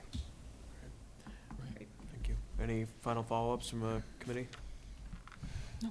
Great, thank you so much. You are the final firm we're interviewing today. We're going to deliberate this afternoon, and we will be in touch this week. Excellent. Thank you very much. Thank you all. We appreciate it. Thank you Yeah, for your great to see submittal. everyone. So we're back. We've just spent all morning doing the interviews before firms. I want to thank Michelle and PMA for all the work they did to do the request for services, to get the design proposals in. I'd like to thank the firms that came in for interviews. Had, I think, 4 very compelling presentations, different perspectives, different experience, and to kind of acknowledge out of the gate how hard of a job we are asking of these firms, because the dynamic of trying to design and build public buildings has changed dramatically in the past few years, with the cost of construction kind of exploding and putting this real pain point on trying to find ways to get this done. So in the event they watch it afterwards, I want them to know that I, and I'm sure all of us, appreciate all the work they put into it, and what a kind of challenging task that they are vying for being given. Sensitive to everyone's schedule, Nora has a hard stop sooner than some of you may. So Nora gets the enviable task of going first to set the conversation around who do we think had the most advantageous, and that for process benefit, our goal here is to deliberate on what, taking into consideration their technical proposal and the presentation, which firm we believe is most prepared to meet this project. All right, so I took lots of notes on all of them. I'll just hit the highlights in the order that we saw them today. So first, beginning with context, I thought they had proven design experience, but I thought they were a little challenged by the quick time frame of turning around by November 3rd. They seem to have a desire to put the project through their normal process, even though there was much of the programming needs assessment already done. I get the impression they would read that, set it aside, and start over, which I thought might affect their timeline. That said, their teamwork was very evident. I thought they had a strong presentation. Schwartz Silver had shown us a broad variety of their design options. They were very location specific, which I liked. They have proven success in getting the Rockland proposal approved, but question about what that proposal was in the end. They seem challenged not by timeline, but by public engagement process. I thought that all of their answers were to defer to the town and the OPM, and they would just be the support. But they weren't actually, I didn't feel they had strong public engagement involved in their process. That said, I think I would have liked to hear a little bit more about their immersion charrette, which might have answered that question. KBA, I thought, had excellent strength of experience. They were focused on efficiency of the design, which I like to hear. So that's not only reducing into a lower story building to get rid of the hallways and stairways and additional corridors, but actually carefully looking, even if you're in a multi-story building, and looking to make sure that design is exactly laid out in the most efficient manner possible. So I did like hearing that. They seem to have done full research on developing their understanding of the project. They were the only one to mention the PFAS issue at the existing fire station. I thought that was interesting that no one else brought that up. I did question their choice not to bring their architect with them among the team. So they had a strong team, but I don't think they had their architect, which I would have liked to have. They what? There's 2 people that's on the design team. There was the interior designer, yeah, and the programmer, I think, but I didn't see an architect. So that was my one question, but I felt strongly that they were capable of doing the job. Dorn Whittier, they have a very strong, proven architectural excellence. They have the most comprehensive understanding of the town's needs, not just for the fire station, but overall needs in the town, having done the facility study, having worked on so many other projects. I think they are truly hampered by a lack of residents' understanding of why they've been selected so many times for projects, and I think they have been selected because they are clearly a leader in their field. I think they would appreciate the opportunity to bring this project to conclusion, because I think it is a mark on their reputation not to have done so. But I have to say, I still have a little bit of a fear that their involvement in this next stage provides justification for the decisions that were made in the first one, so I take that with a little bit of a grain of salt. I think they could do the job, I think they could do it well. Their strong recommendation to slow down and wait for the 2027 annual town meeting may have a valid point. I leave it to the select board to decide which way they're going, but I do think that hampers their ability to actually push it through, so that was my question there. So, end results, I think KBA had the strongest balance of all the pluses and minuses. But I do think that either Doran Whittier or Context could get the job done. Schwartz and Silver, I think, would be challenged on the public engagement, but would otherwise be strong. Thanks, Nora. Does anyone have any follow-up questions for Nora before volunteering your perspectives? Then I'm gonna enjoy picking. All right. So, with Context, I thought they were very good. Their presentation was excellent. Their teamwork in between each of them that was going was very strong. That's something that we'll need in order to facilitate the November 3rd.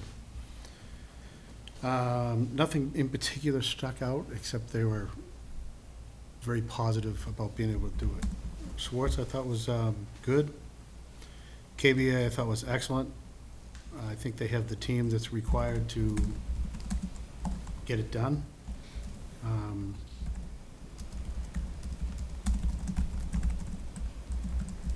It was just an all-around. There's nothing specifically that I can point to. And Doran Whittier, I know that their documentation is, having used it, is outstanding.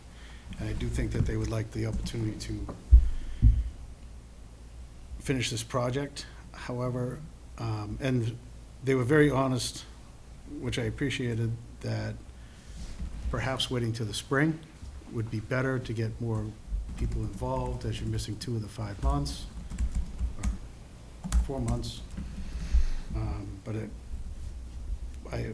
as I picked them, I did a KBA as 1, Doran Whittier, Context, and then Schwartz.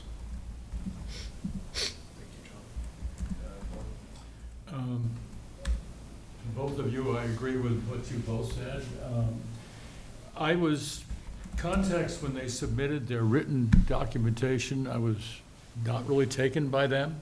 I was much more taken by them today. I thought they were complete, but I think you have to look at the whole package. KBA, as I said, I've worked with for over a decade with the Minuteman School. I've worked with all of them. Saewon Lee is the architect who will work on it. We've worked with him. A matter of fact, I think we were the first project he had when he came on. And he's very interesting, very good, and he's very open to suggestions as you go along. So KBA, what I liked about him is the team that you saw is the team you're gonna get. It's the team we've seen before for fire projects, not for school necessarily. But the rest of the team they showed, I know a lot of them. I think it's a great team. I think they get the job done, and they would be ready to go day one. And they listen well. One of the things that I think they do very well, and I've seen it, is going out and reaching out to the community, but also going out and talking to the end users of the project and know them well. So I think they're my lead.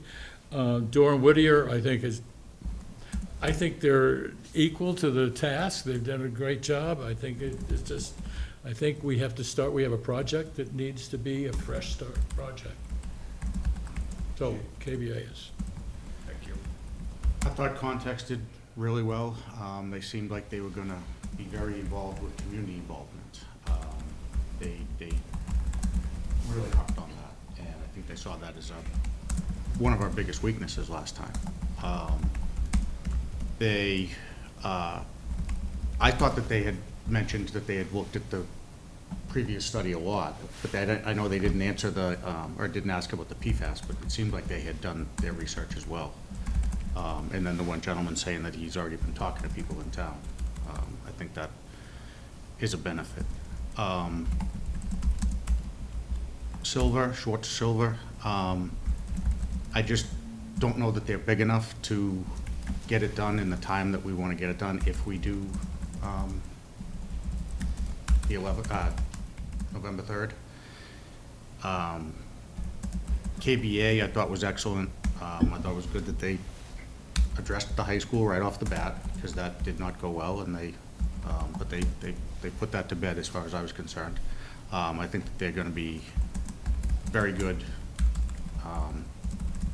And then Doran Whittier, they're excellent, but I agree, I think we need a fresh start, and, so mine would be either KBA or Context.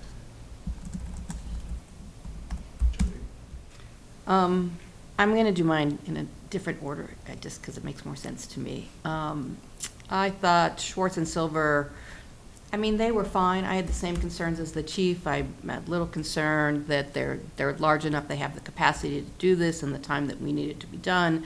They seem to generally rely heavy on subcontractors, but didn't give us a lot of information about their subcontractors. I thought they were very weak on community engagement and communication. They seem to, want to hand that off to the town, to the owner project manager, without, being a full partner in that. And I think that for our project, that's something that is of particular importance to us. So I think we need a design firm that is stronger in that regard, and I didn't get that message from them. Doran Whittier are excellent designers. I think they've done some great jobs for Westwood in the past. I do not think they are the right designer for this project for all the reasons that everyone else said. The thing that struck me when they were answering questions about how you would do it differently this time, what would you do? They talked about doing a new survey to see if the programmatic needs changed. I don't think they're gonna change. Cutting the maintenance bay out, which is an easy, simple way to cut down square footage. Looking at putting more stuff coming out of FS2 as opposed to FS1, suggesting maybe looking at building a new station or adding more land or doing an phase study. They didn't seem to want to address what I thought would be the first priority, which would be, let's look at our old design and see if there's a better way to do what it is we did the last time. They seem to be working under the assumption that if the programmatic needs are what they were the last time, on that site, there's really no other way to design it to meet those needs. It was only, after pretty extensive prodding that they began to talk about adjusting the way things were designed to change the way those needs were met. And I thought that should have been the first thing. I think KBA is excellent. I think KBA could do the job. I think they hit all the high points. I think they obviously had a really good grasp of what the obvious programmatic needs are. They were very upfront about how to address the hot, warm, cold needs, and I think they were right on with that. I thought they were good on communication. They've worked with these guys before. I think they'd be a good mesh to help us get the message out. They came with very specific examples, which I thought was very useful. I'd have no problem if they were hired. I think they'd be great. I was very impressed with Context. And, I think for the same reasons the chief gave, for the same reasons that everyone else gave, the thing that I was most impressed with Context about is more than any other designer, they went into what I think is the big issue here, what I think we're gonna have to spend the most time at. I don't see your programmatic needs changing. The town said no to the size of building a fire station that size twice already. Context, more than everybody else, hit that as the primary issue and said what we need to do is look at how the space is designed, how the space is used, so that we can meet those needs in a different way.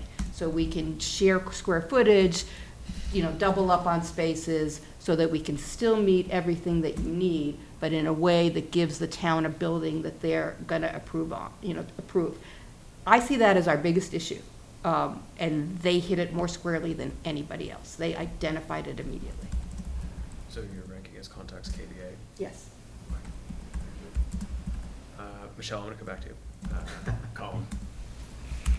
I'm going towards the end, so it's a little easier. I don't have to touch on all the things that you've already spoken on. Yes, context, I agree, it was very good. In fact, all four, I will say, I'm comfortable that I think could all design a new fire station for us. I've seen some of their previous products, I've had my feet on the ground in those buildings, and I think they're capable, each of them is capable. However, I think context had a great, I was a little concerned with their timetable as well. I think you brought that up, Nora, too, whether they can actually meet the timetable that we're looking at. Swartz and Silver, I feel like, in their explanation of what they went through in their Rockland thing, I feel like they cut 25% of the building. I'm not sure how they lost a lot of square footage on that building. I think they lost a lot of things that they could potentially need down the road, so I think that they'll be looking, for me, I'm not interested in going down that road. And they didn't reconfigure, they just cut. That's exactly. And to context credit, you're right, they talked about opportunities where they could maybe manipulate some space. I also thought that KBA and Dorn Whittier did that as well. I thought they were able to speak to some of the things, as far as where they can repurpose space and how they could maybe design a little bit different building. KBA, I believe, kind of had it all. I thought they had the personnel to throw at it. I thought they presented well. I thought they had some good previous history.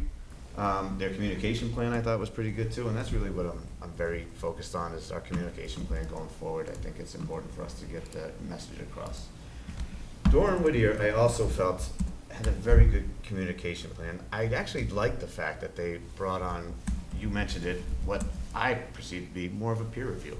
Someone else that can sit there and say, yeah, chief, I think you're right on this. When you say you need this because of that.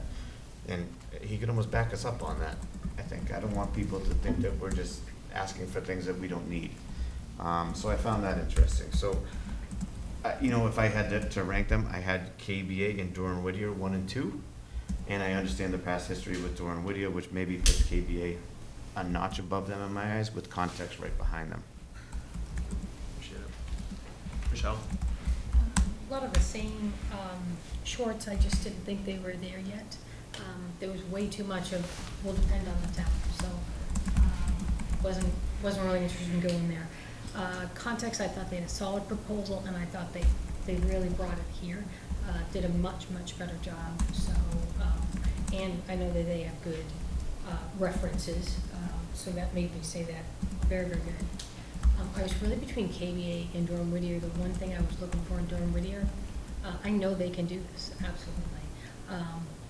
I was sort of looking for more of a creative answer to how do we go forward. I appreciate, as much as I didn't love the answer, I appreciated the honesty of, we need to think about the spring. Project management 101. Sometimes when you want it bad, you get it bad. So if we're rushing, and they know enough about this to know, are we rushing, are we not?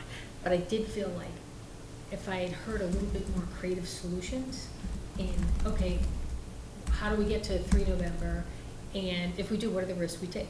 So I wanted to see a little bit of that. KBA, just like most people, I felt like they had a lot of strong proposal, and this was very strong today. Strong team, they covered everything, they understood the communication that needs to happen, so that's where I am. KBA, Door, Context, and Schwartz Silver. Thank you.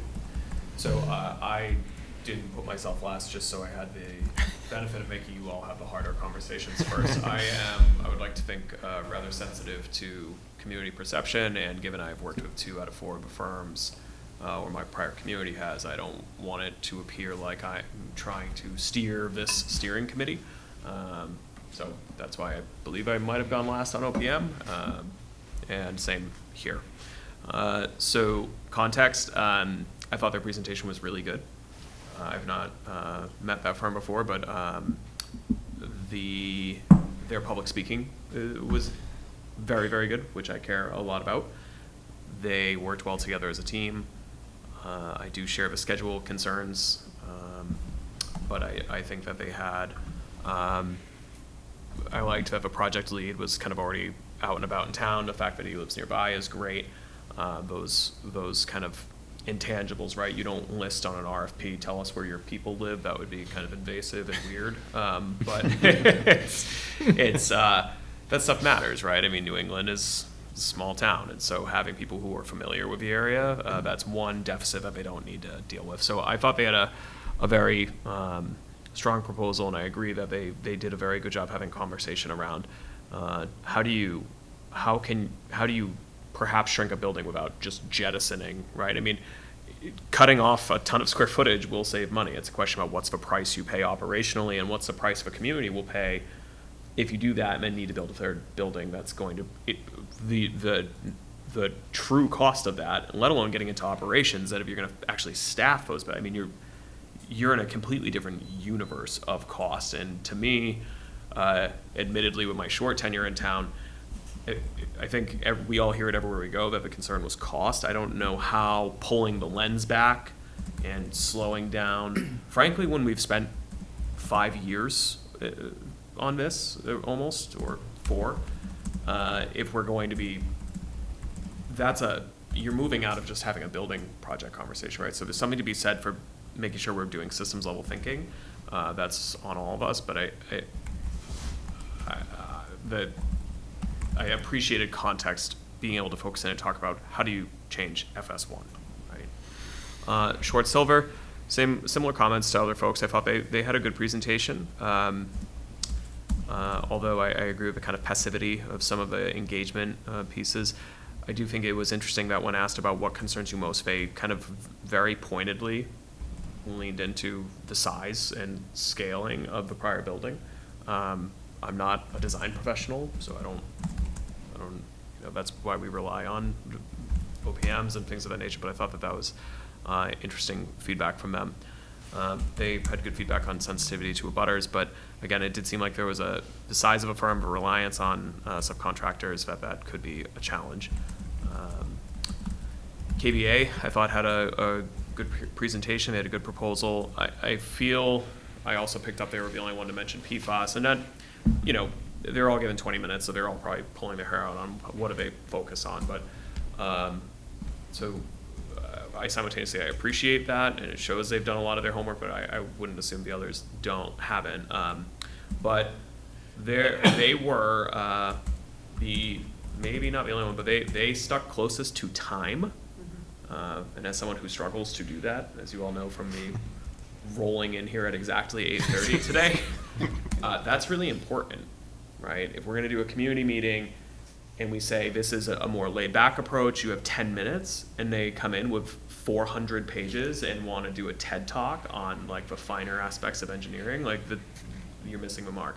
Not that any of these firms did that, but that did stick out to me. They were very punctual, and they stuck to that. I also think that their community engagement approach focused the most on listening and incorporating, right, as a kind of continuous process, rather than, not that there's anything wrong with it, but when we talk about how do we approach the public with a building proposition, I think it's very different to say, well, we start with listening and building consensus versus, well, we need to educate them why we need to do the thing, right? I think there's truth in both, but one is more kind of unidirectional, where the other is a process. And I have the least time in town of everyone on this committee, but I don't feel that we must educate you on why you need to say yes is gonna hit the mark. Agreed. Right, and so, of course, education is a part of it, because there are certain things like decon. We're not having a negotiation around decon, right? Like, we need to do that. We do need to educate on why we can't negotiate on decon space. But there are other aspects where, we do need to have room for listening and compromising, because the reality is the last approach did not work. And so, I thought they had a good proposal. And then Doran Whittier, haven't done a building level project with Doran Whittier, but Doran Whittier has done a lot of work in Westwood. We're, I think, sitting in the building they designed. This is a good building. They've done good work. They're a very competent firm. They're a respected firm. They did the master facilities study for Westwood. They also did one in my prior community that was extremely useful and led to really significant and important progress on our buildings.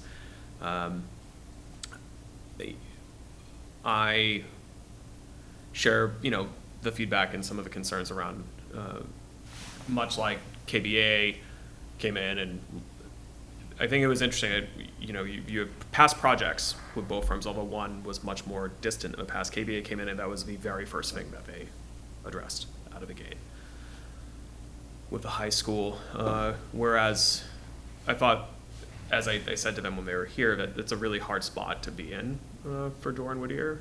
Maybe not necessarily even a fair one, but the conversation around how can the same team say this is why it's different this time? It seemed that the approach was to like pull the lens back to 30,000 square feet and look elsewhere rather than at the station.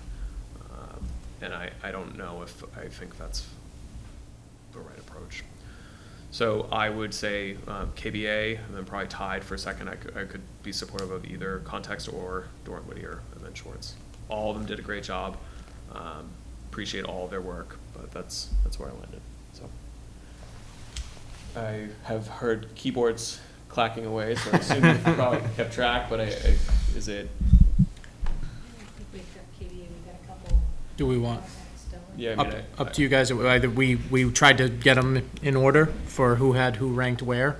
Do we want us to read them off, or you guys do you want want to just do first, second place for each person? first, second for each Yeah, person? Yeah, that's perfect. We'll just make sure. I'll go in the order that I have it. So Connor, you had KBA, Context, and Doran Whittier at the same, and then Schwartz Silver.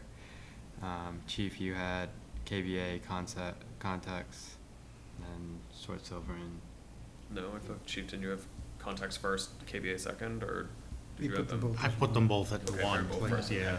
And then who was third, or who was second? Doran Whittier. Okay.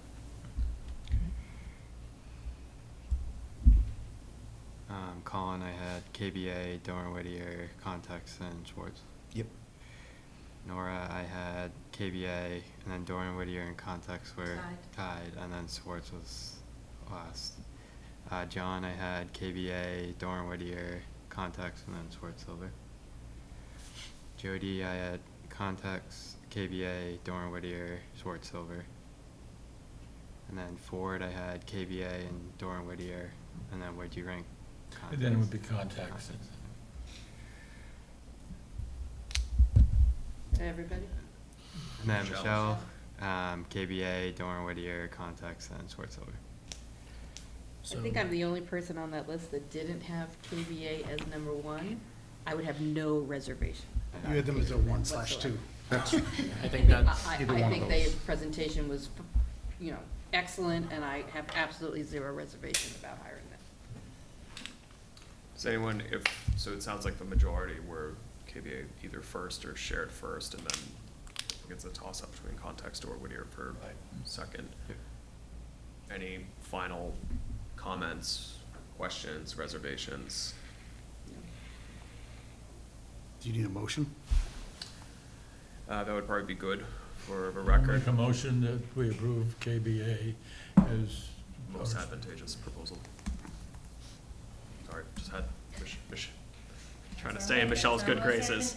So next steps for everybody is that. Well, there was a motion. Second. Second. All in favor? Aye. Opposed? Okay. Yeah, so we'll request a cost proposal, because remember, this is qualifications based, so they are the most qualified. We'll get that, I'll usually give them a couple days, it's not usually too tricky for them. We'll look at it, anybody else Yeah. that wants to look at that, that's fine. Happy to share that, when we get to that point, we'll share the results. Yeah, so Michelle and I will get to work on cost proposal, assuming there's no major surprises there, contract language. We're being filmed right now, so we'll notify them today. And I think FS1 is meeting on the 22nd. We had been publicly Yeah, talking about July 1, but I'm sure to the surprise of no one who's spent 5 minutes with me, I'm gonna see if they're available to start getting to work tomorrow. We'll notify them that there's an FS1 and if they'd like to participate. They will like to participate. I think they would. I think they would like to, but we'll notify them that they have the opportunity to participate. Right, I mean, so, That's on the 22nd? yes, They'll be FS1 there. steering. Okay. Great. I really appreciate all of you giving so much time to this. Hours and hours of review of technical materials and the time you're giving to the FS1 steering committee process. This is a really, really important project, not just for the town, but of course for firefighters and the fire department. And having your perspective, especially as you're still semi-new town administrator, I really, really appreciate. So thank you all so much. Thank you. And I guess Thank we'll you. adjourn. Thank you to WMC for filming.